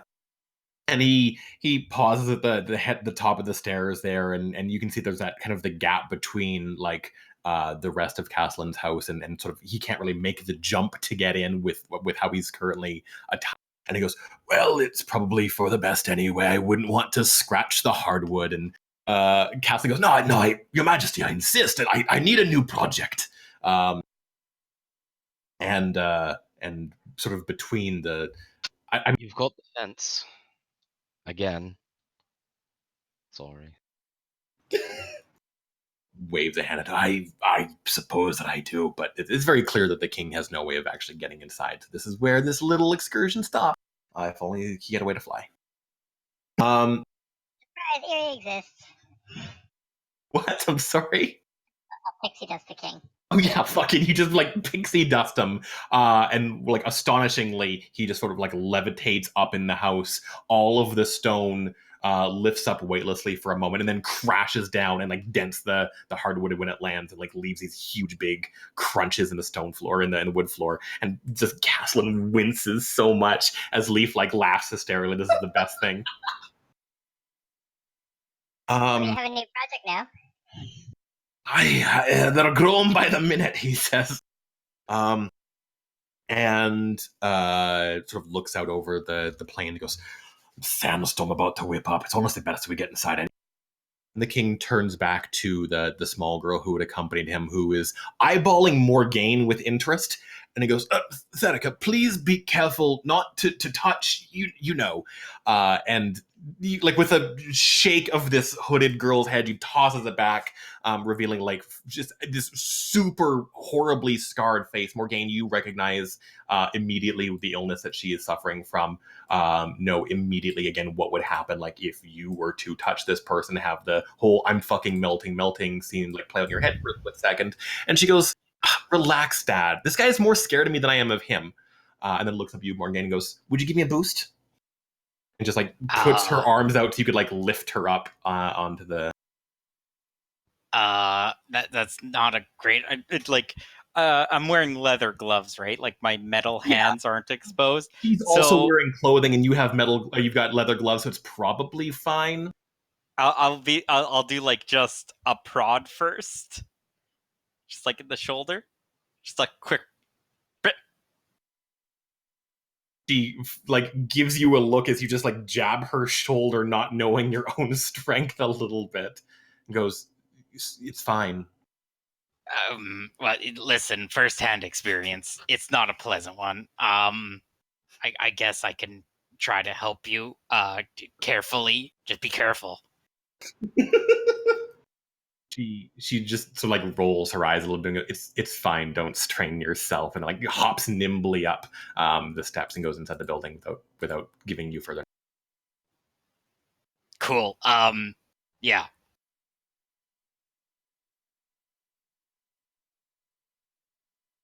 I assume we'd all follow them inside. Yeah, I imagine. Definitely following them inside. Morgaine would be like last, like just sort of standing. What just happened? I mean, we could go back to the tavern. I pat Morgaine on the shoulder as we go.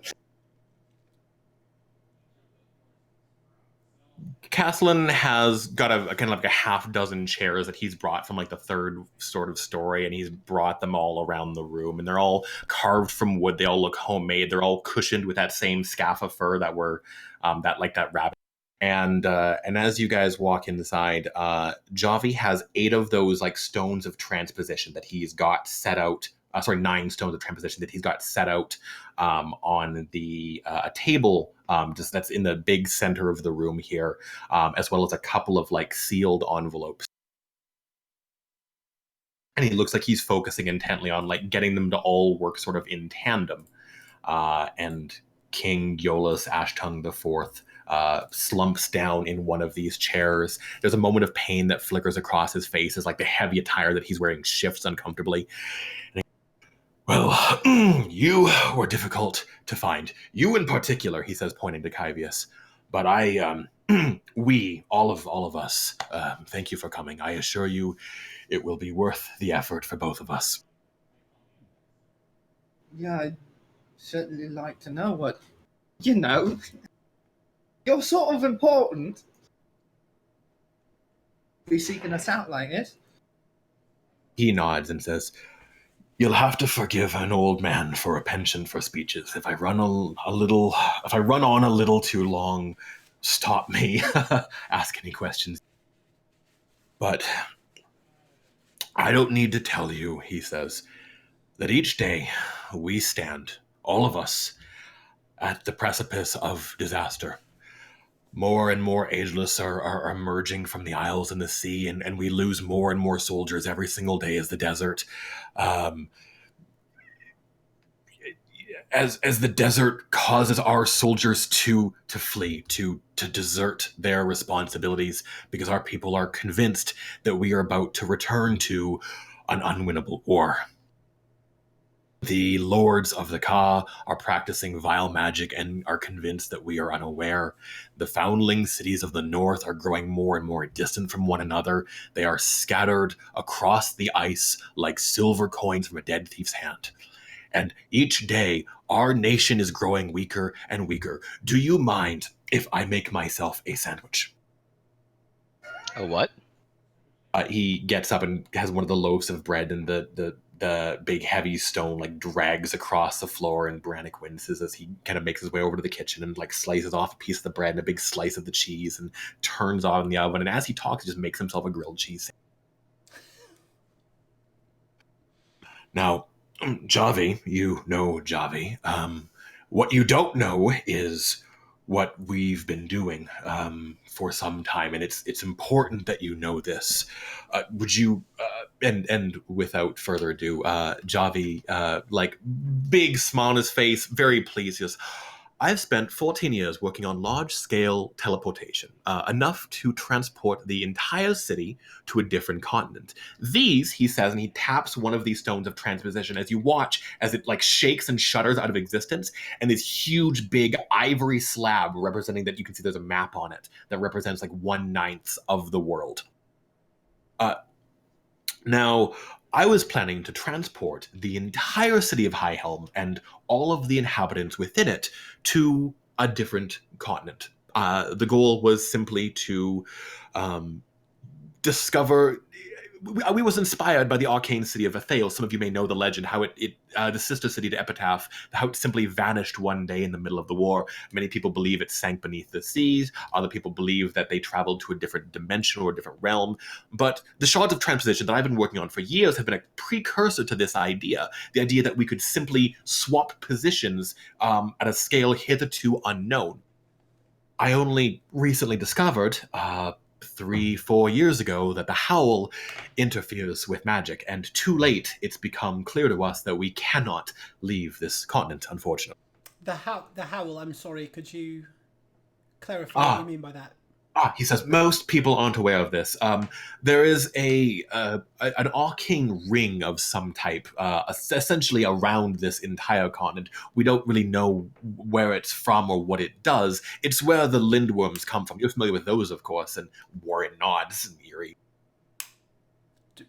Am I familiar with what the lindworms are? No, they're like distant cousins from dragons. They vomit up like ooze and gelatinous cubes and horrible slime creatures, but they're basically like predatorial worm hunters. Arms for armless people? Not really, but yeah, maybe. It's like Warren's +1 arm is like lindworm vomit.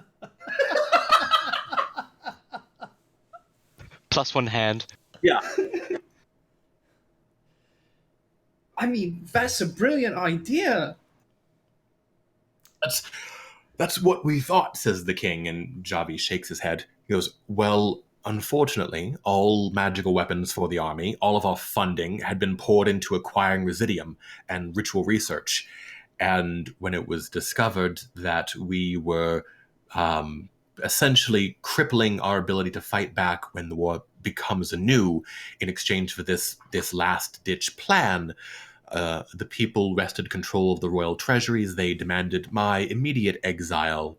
And while I have done sufficient research into a ritual, and it's powerful enough to get about half the city to just about anywhere on this island, it doesn't truly help us. Or so we thought prior to last moon, Your Majesty, and turns back to the king, who says, all right, so so we sought out a prophet, and well, there were a few would-bes, like a fortune teller from a traveling halfling circus, and a madman who admittedly seemed likely. And at this point in time, Therica interrupts, and she's like, until he swore up and down that Erithus had appeared to him as a vision and claimed that she wasn't actually dead after all, and I snuck into his room and found out that he was just snorting crushed Hibana leaves. Yeah, no, he seemed really great till then.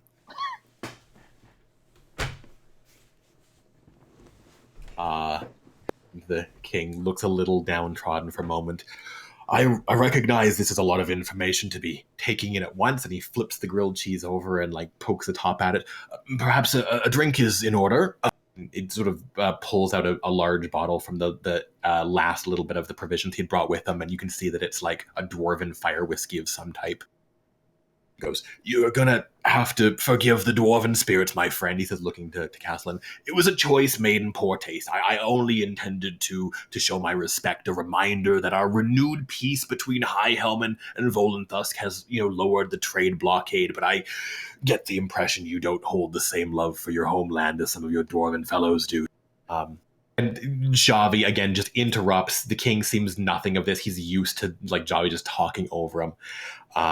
And he says, "What my liege means to inform you is that our most recent prophet came bearing this opportunity, and we would like you to meet him."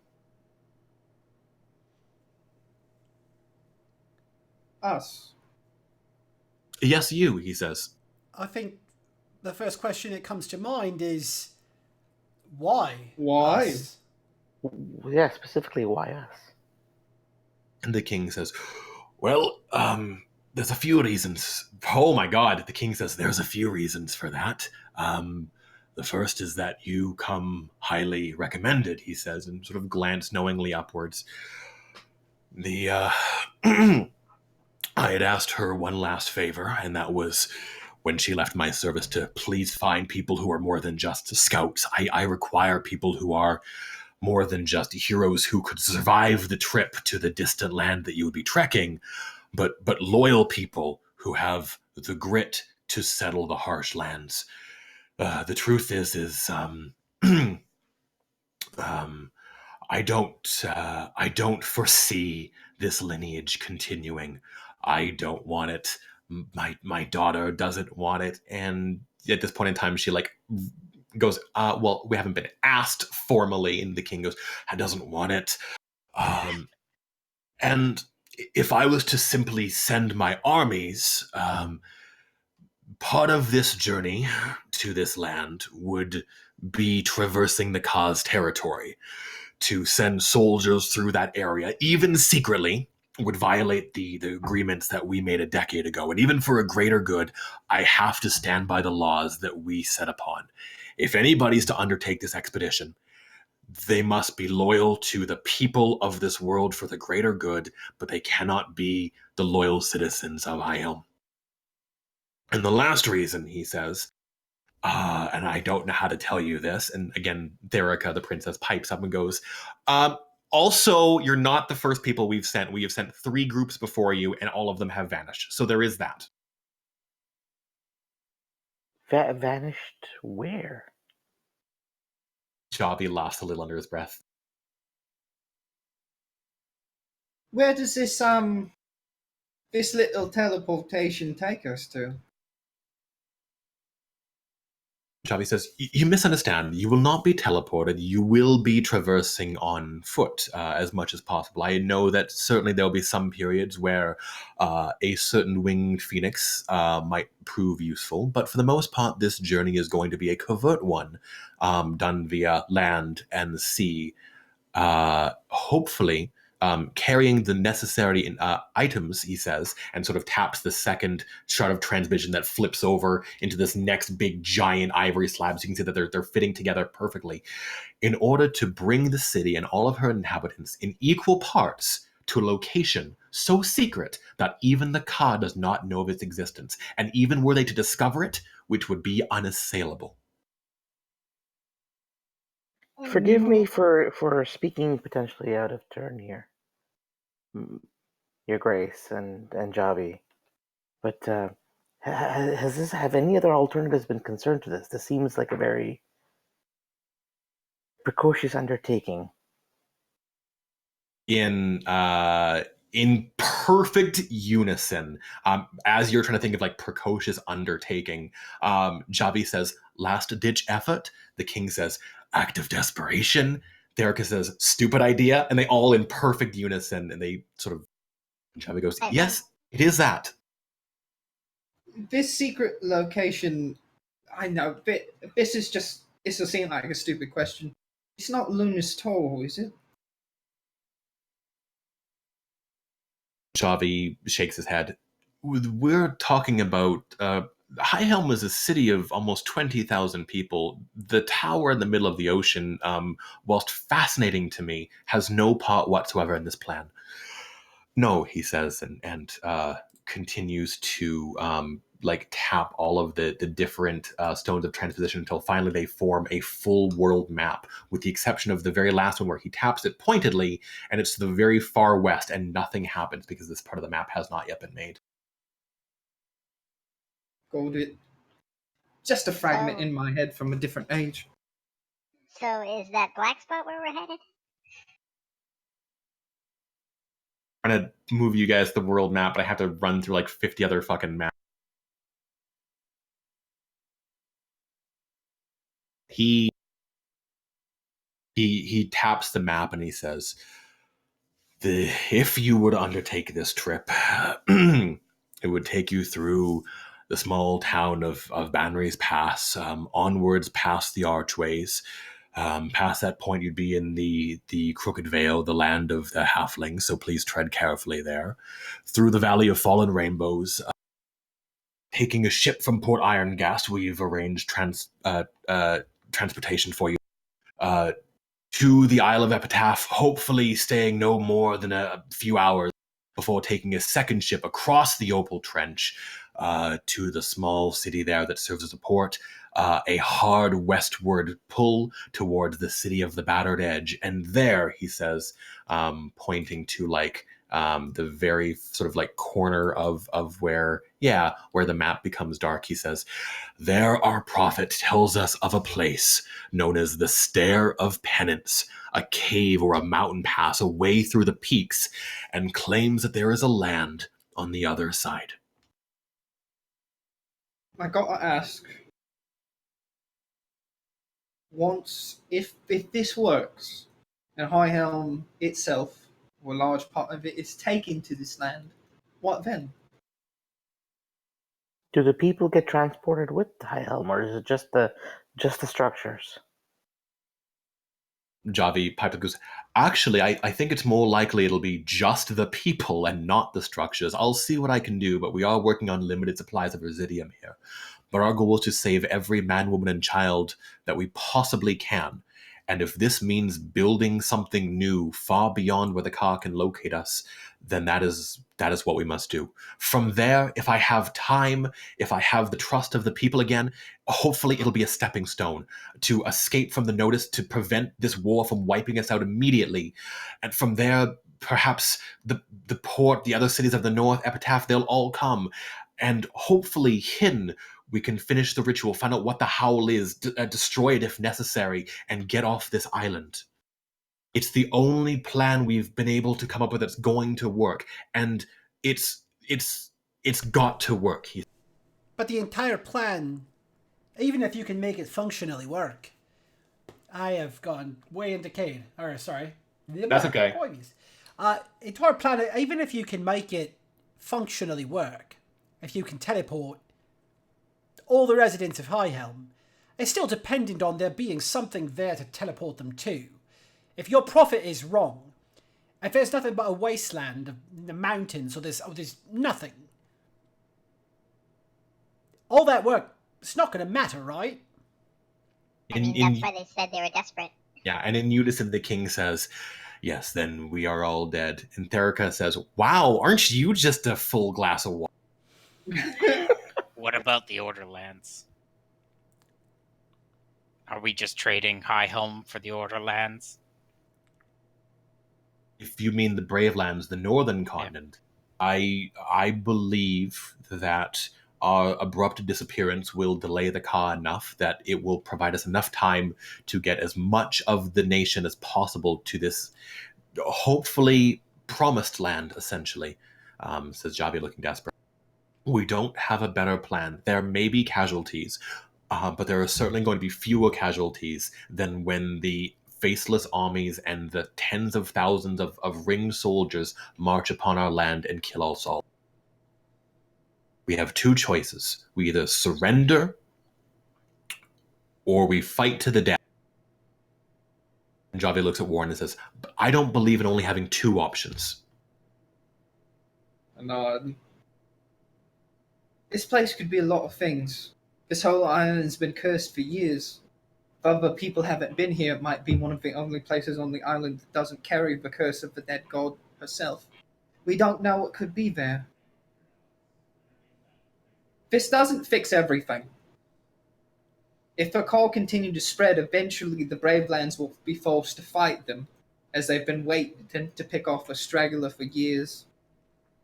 And it might be only that little corner gets to survive as the rest of the island churns, as it has done since it's existed.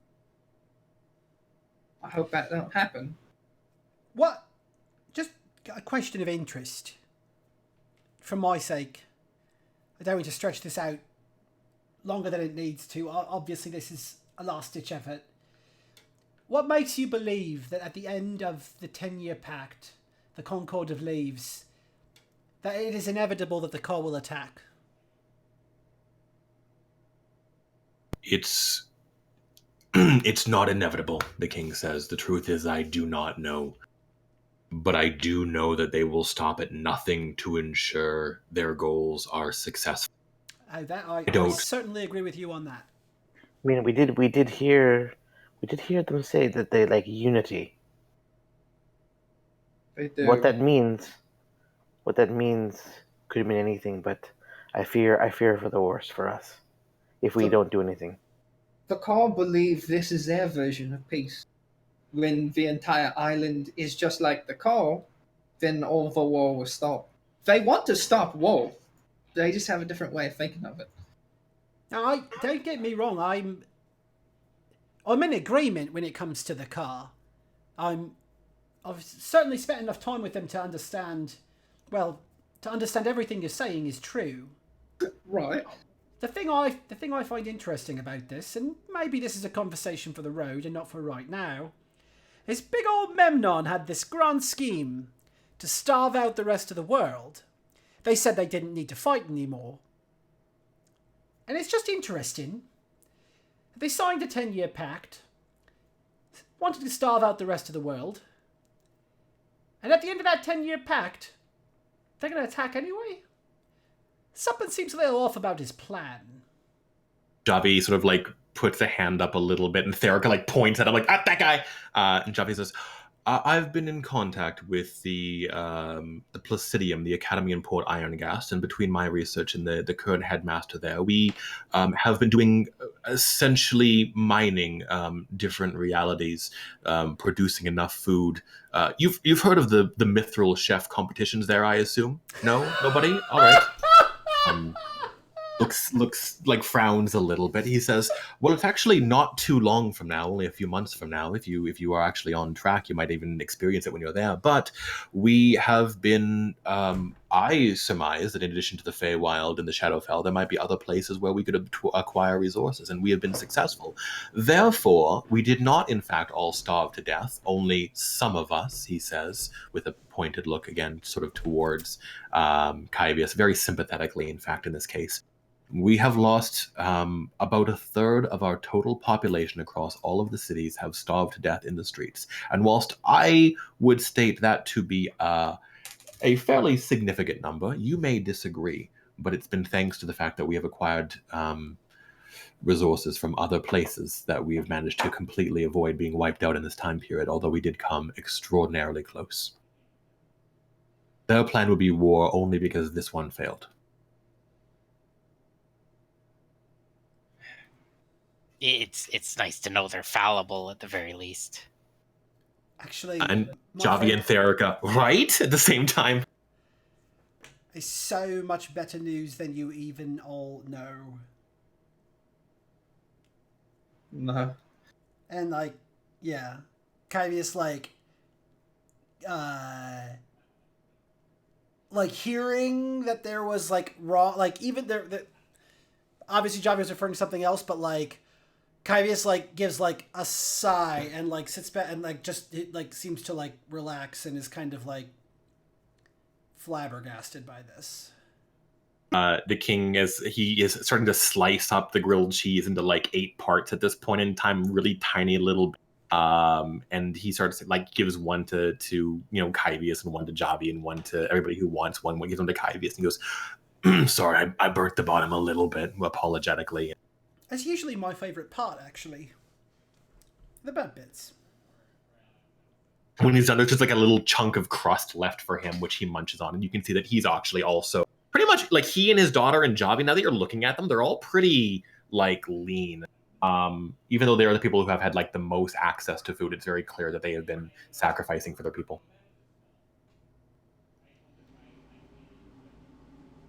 So, I know I'm jumping the gun a little bit here, and there's more things to discuss, but this entire island, as far back as I've ever read, and I read a lot of books about it, has been fighting each other. Different people take over under different names, different kingdoms fall, different people rise. It's never stopped. Ever. And you are one of the only people besides the people at Lunos Tor who has ever tried to do something other than just hold on to their little pocket of the world.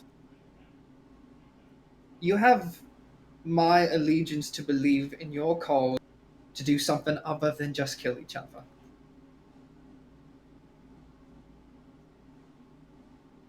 There has to be a solution. There has to be a solution that isn't just war. If I can help find it, then that's what I'm gonna do.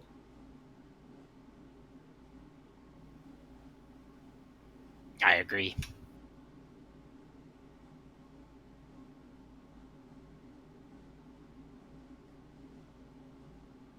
It's not every day you get an opportunity to save lives in this world. This might save a lot.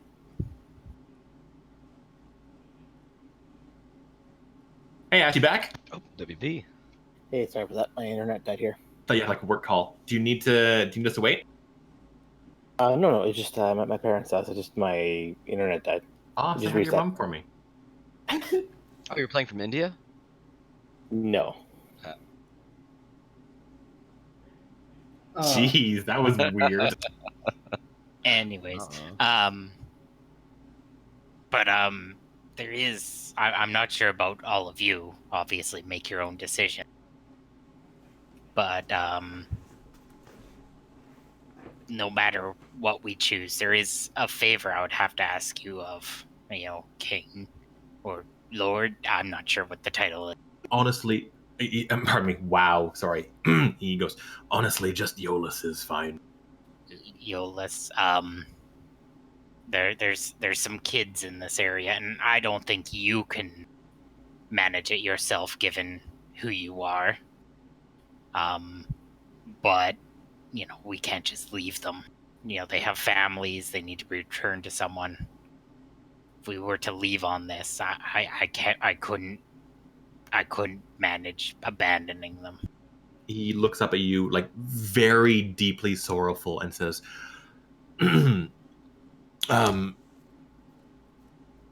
Morgaine Zephyr, son of Llewellyn Zephyr.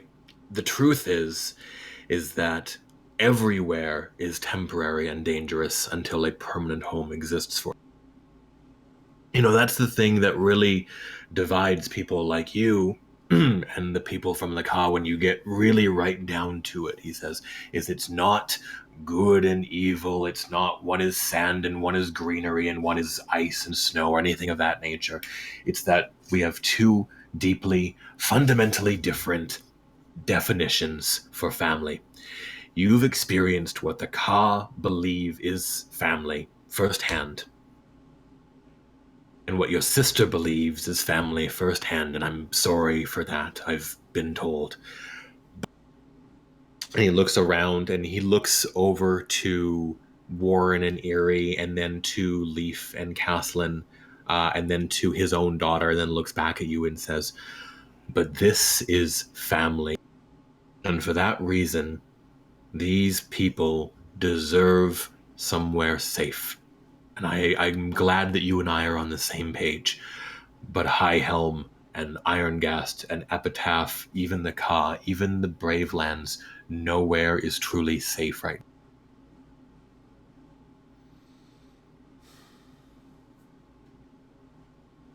We are going to wake up on the 3,600th, 501st day to find the skies raining hellfire, and you know this in your heart. The second that pact is over, we need to be safe. And then he looks over at Warren and he says, I know your family too. My great-grandfather fought alongside your great-grandfather. That was a long time ago, admittedly. It seems like the willingness to take a stand for what's right, well, it skipped a few generations, wouldn't you agree? I nod. No, yeah, it did. Then he looks at Ear and he points to this little 3-wave symbol that has been clipped to Erie's belt that most of you haven't noticed, a little religious symbol. And he says, no doubt the wandering goddess would approve. If there's one lesson she would provide for all of us, it's that change is what overcomes stagnation, and that freedom is found in travel. I think that moving an entire city in the blink of an eye would bring mirth to her cheeks. Besides, I've heard that fairies are good luck.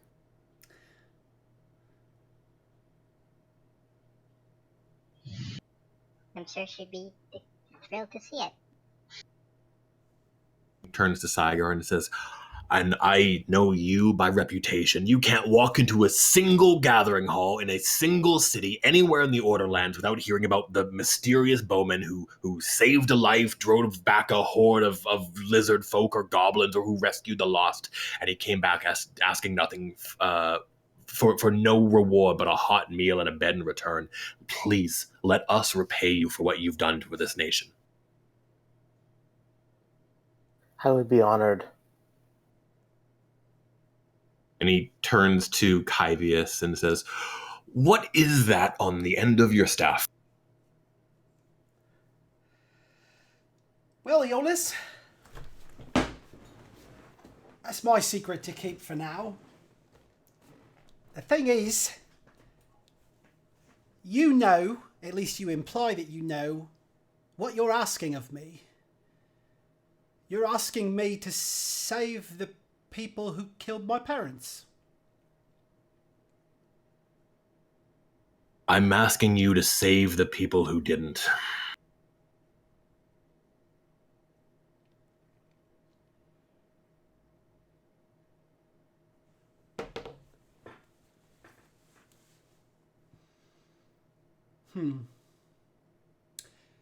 Here's what I do know. We haven't had a chance to talk about it.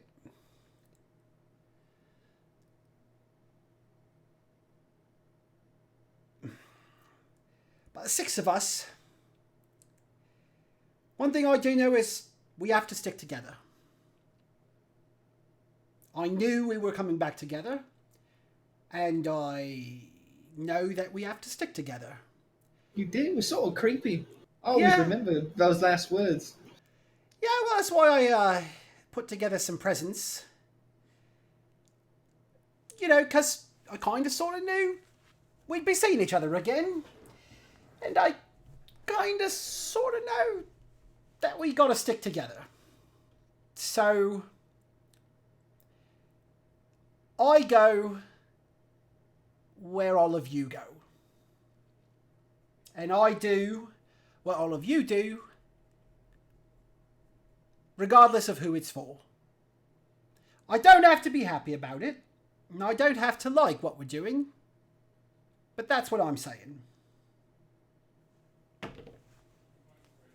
There's 2 last... Go ahead. I don't see us doing this for anyone in particular. It's just for all the people, so they're all safe. You don't need to have any sort of allegiance to any nation. It's just people who have no need for all this violence. And if we have the power to help others, I think we should. Yeah, you know, my parents tried to help others. I see what came as a result of that.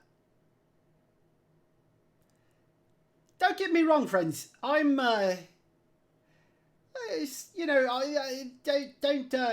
don't mistake my hesitation for a reluctance to accompany you all.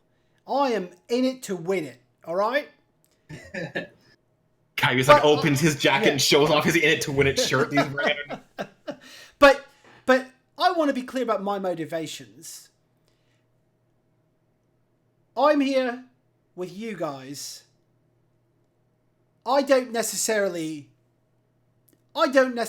share the lofty ideals that are being presented today.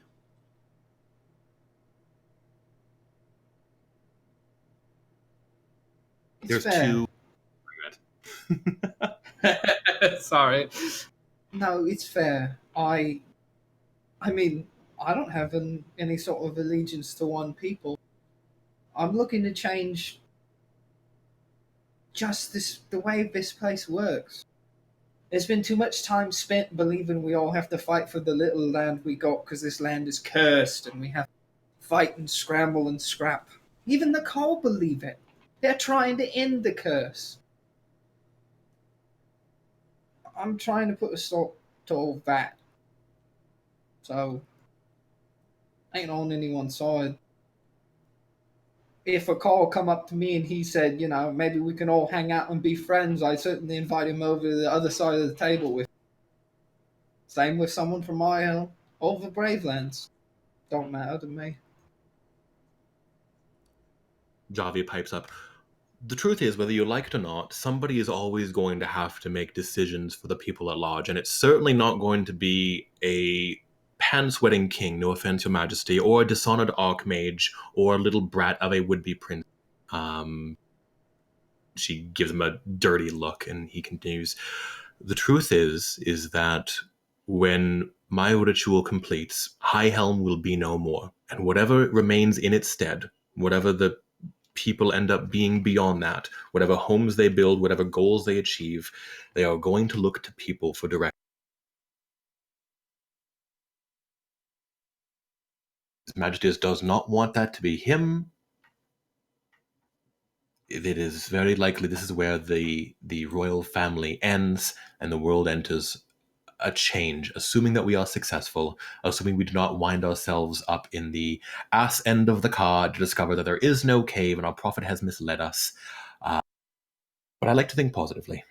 The truth is that whatever happens past this point, whatever nation exists, it'll only have whatever name you give it.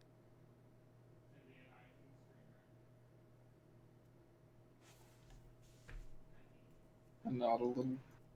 And then the king turns to the last two people who haven't really spoke yet, and he looks to Morgaine and says, I get the feeling you don't need me to say anything. No. And this isn't... I've always known what I want to do. And I've wandered lands. And I've seen people. And this gives me direction. And he's going to look over at Cavius and go, one thing I've learned in my short time, before people other countries, they're people. We're not doing this for Heimhelm. Like Warren said, we're doing it for people. Each have their own hopes and dreams. As do your own people, says the king. But, it's it's a funny thing about history, No man's a hero to the history books until he dies, so you're already one step ahead there. After all, remember, High Helm is not a place, it's a people. Simba. Everything the land and the sand touches. And then finally, he turns to you, Shay, and says, Commander Kiovasan, Lady Kio tells me that you lost someone dear to you. And I wanted just to say that I'm sorry, but, foolish men say that forgiveness is grand and that revenge is petty. But, someone near and dear to me once said, and again, guys sort of move up to the ceiling for a split second, once told me that because revenge is born from passion, demanding that justice be passed by the hands of men and women because the gods won't do it. So it means that if you bury your revenge, you bury your passions. And what are we without our passions? Whoa. Listen, hold up. I did lose somebody. I lost 2 people, one of which is back. That's great. That's fucking great. We had a thing about it, just a few days ago. But at what point do you think that I'm some kind of hero? Like, I've.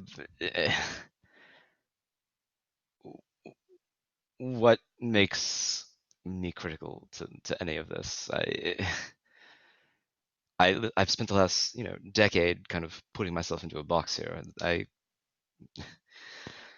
It's to suddenly be told that let's go save the High Helm and teleport it all over the place and save everyone. It's what what makes you think that I'm correct for or even necessary to this? He nods and says, "That is an excellent point. Let me rephrase my initial question," and he turns back to all of you and he says, Kyvius, would you be willing to accept this responsibility without Scheherazade? She is, as you say, expendable. Absolutely not. Orin, we can leave this Shadowkai behind, yes? No, absolutely not. Shay must come along. No, Warren, I had asked, he says, and we can abandon this one, yes? Just the 5 of you? She ever stepped out of her box and embraced life, she's got a brilliant mind than everyone in Iron Gas put together. I think she's essential. Turns to Saigar. We already have a ranged combatant. Certainly don't need to double up. We can leave this one, yes? Saigar, we can leave Shay behind? Absolutely not. I owe her a debt. Morgaine, probably just a burden this one, yes? Turn this over to you. I can count on you, just the 5 of you? I don't think that's the deal. And then to Eerie. Doesn't say anything. Just gonna shake my head at him. Little fairy head. And then just looks back to Shay, shrugs his shoulders. Seems we're at an impasse.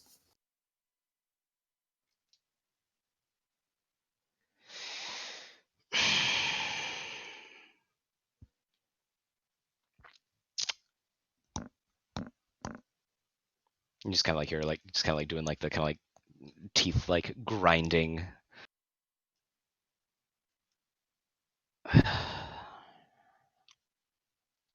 Fuck. Therica smiles and goes, "Look on the bright side. You might die along the way." Warren does laugh in character when he says that. I do like that thing where like like you raise like both eyebrows at once. Like, really? Yes, this is a thing you're saying.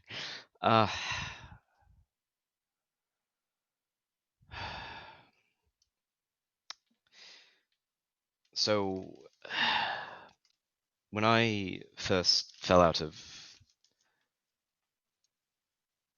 the Shadowfell, where I originally came from, I found myself looking up at a new sun, a new sky, something I'd never seen before. I'd never seen blue. I'd never seen clouds. I'd never seen all the happy things in the birds, fluttering above. I cried. I was moved to tears by something that we look at every day, and I was taken in by a kind gentleman, and he showed me that not everything's awful and shit. There's moments of it, but it's it is what it Agrees. is. Lots of moments of it. And then I met all of you, my, first friends here. I fucked up, when we were children. It's not something that I am over right now. But you're my friends, and I want to keep it that way. So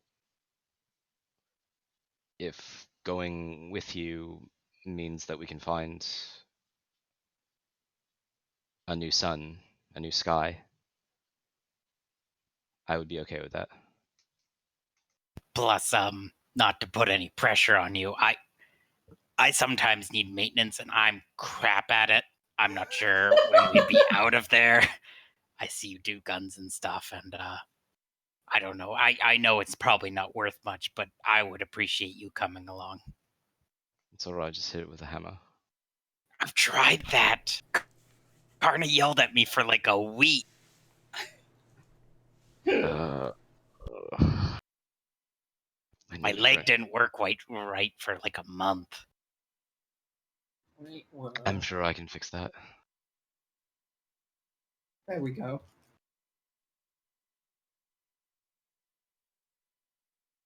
Not to be the spoiler of the moment, but I do have one condition and one piece of advice. And I look up to the ash tongue. Nuts. I don't know what influences you have. I don't know what people you know. I don't know how far your reach still spreads. I ain't never been a political sort of fellow. But no matter what, if ever you should ever find out that the Serothian has fallen, and the sword he wields, chip up at the top near the front, small bit of cloth hanging from near the hilt of the blade.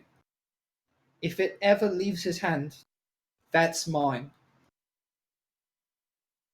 And I'll pay anything or indenture myself to any number of years of service to have it, if it should fall into your possession for some reason. The king purses his lips a little bit, like he was bracing himself for something huge, and this is like the most insignificant thing you could have asked for. And he says, "That is the very least that I can promise you, without question. But I don't expect you all to make a decision now. I was hoping that before anything is finalized, before conditions were reached, before the plan is discussed, before the beacons realized," Javi, he glances over, and then there's a nod, and he looks back at you. "Before that, I was hoping that you could speak to the Prophet personally. As you are the third group that has been sent, I am attempting to get very precise directions this time, and there have been some conditions that he has demanded from me. So I believe, if Therica, you wouldn't mind," and looks to his daughter, "if you would lead them there so they can meet the Prophet personally and ask any questions they may have, I believe that should be our first step. Is that amenable to all of you?" Where is the Prophet? "He is in a cave about an hour and a half from here. His appearance would not be suitable for a city environment." A cave, yay! Why can't it ever be a spa or a fucking bathhouse? Speak up. And the advice, though. Question: who would you say owns Donberry right now? I don't necessarily know they have an owner. He pauses and says, "I believe the last I checked, the person who was in charge here was somebody whose title was Mother." Whoops. Right, the call, though. Fair, good The to cop. I have no authority here, and I certainly plan on holding no authority in 6 months' time anywhere. I believe wholeheartedly that with every fiber of my being, that before you find this solution, right, before there's a chance for us to save IL, Vakal are gonna attack you. And I don't want all this hope in this last shot to keep you from keeping even one more person alive when that happens. If you hear what the prophet has to say and decide that this journey is something that you can undertake, I don't necessarily know how much we can prepare for an arrival and an attack and simultaneously prepare to transport the city. And Javi like mutters under his breath, transpose the city. It's really one or the other. We prepare for war or we prepare for a ritual unlike anything anyone has ever seen. We don't really have the capacity for both, not whilst Fandon is in charge of everything. Not to mention the fact that, Warren, you already know what the result of the war will be. Directing resources to trying to defend themselves in a warlike environment with the Ka is going to be ultimately futile. It's also unfortunately true that whilst I have no doubt that your friend here is a master of military strategy, unfortunately no one knows what the Ka is going to do. This city falling overnight across the ocean with no evidence of troops here beforehand was certainly a surprise for all of us. We don't know how they built, he gestures sort of towards the east where you know the train was, that without being seen, how they created a portal beneath the waves. It's impossible to imagine their plans ahead of time. They think unlike any other creature we know. Then really there are only two options. If the ritual fails, surrender may be the only other option then, which means we cannot fail the ritual. Right. No, you're right. I didn't know the state of your assets. If you're only all in on one, it would be the ritual. Worst case, there's always surrender and life. So I hope that you can accept that time is certainly of the essence here. We are relying on a hail solution quite severely. Do you have your own network of informants or spies in this area? He shakes his head. Our city has never focused on spying. We believe that through diplomacy we could reach peace. My God, you're so Foolishly, short-sighted.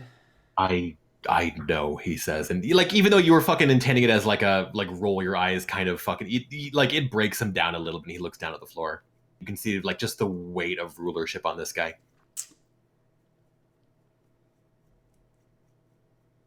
Well, So I I think guess it's pretty in front of us now. no, I think so. It's a profit time, right? And the king looks up all of you and then looks to Therica, who nods and grins. He goes, "Okay, you guys are with me. Let's go meet the prophet." And then the king, with a smile, like at the playing at this edge of his face, goes, "And when you get back, we will talk about the casino that you're going to rob and the royal tomb that you're going to break into."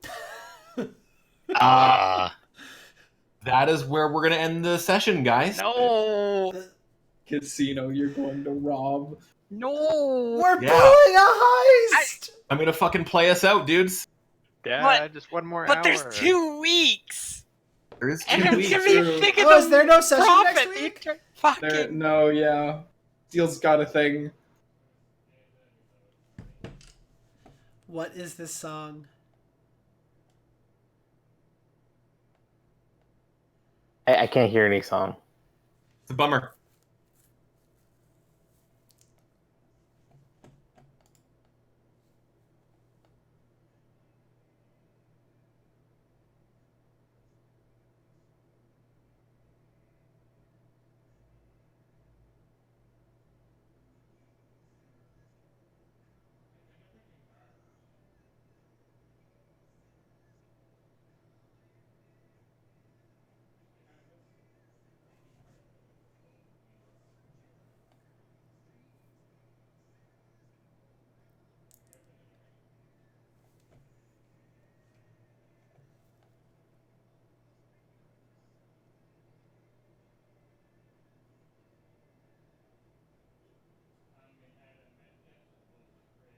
All right, stream. I promise I'll look into this sound issue next week so you can hear this.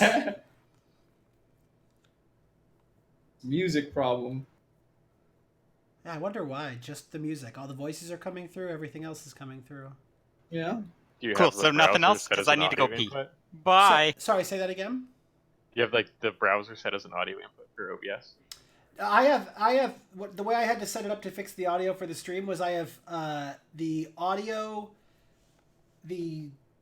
setting that I used was everything going through my headphones is supposed to be going through OBS, and I'm hearing the music in my headphones, but it's not. It's the only thing not playing on OBS, but all the other sound on my computer is. So I quite honestly do not know. What is this? Wait, there's a map. I think that's where we're going to meet our guy. Yeah, I'm just. Are we supposed to be guys in the seeing map this? Yeah, just putting you guys in a place between games. This is the Ka as Dawnbury in the intervening time period. But where's the casino? It's in High Helm. Gotta rob. Wait, the we're robbing a casino. casino in our own town? And Yeah. a grave. Yeah, and the Royal Crypts. Yeah. Yeah, Ashtung doesn't rule anymore. The only way he's gonna fund us is by us stealing the money. You don't give a fuck. What a guy. I'm gonna end the stream here. And Thanks for playing and watching, dudes. And no game next week, not till the week after, right? There is no game next week because I am fucking going to a dentist appointment and then also going to therapy. So it's gonna be a busy weekend for me. Yeah. Head therapy or like physical therapy? Head therapy. Probably necessary. That's what I thought. So I'm gonna just take some fucking me time.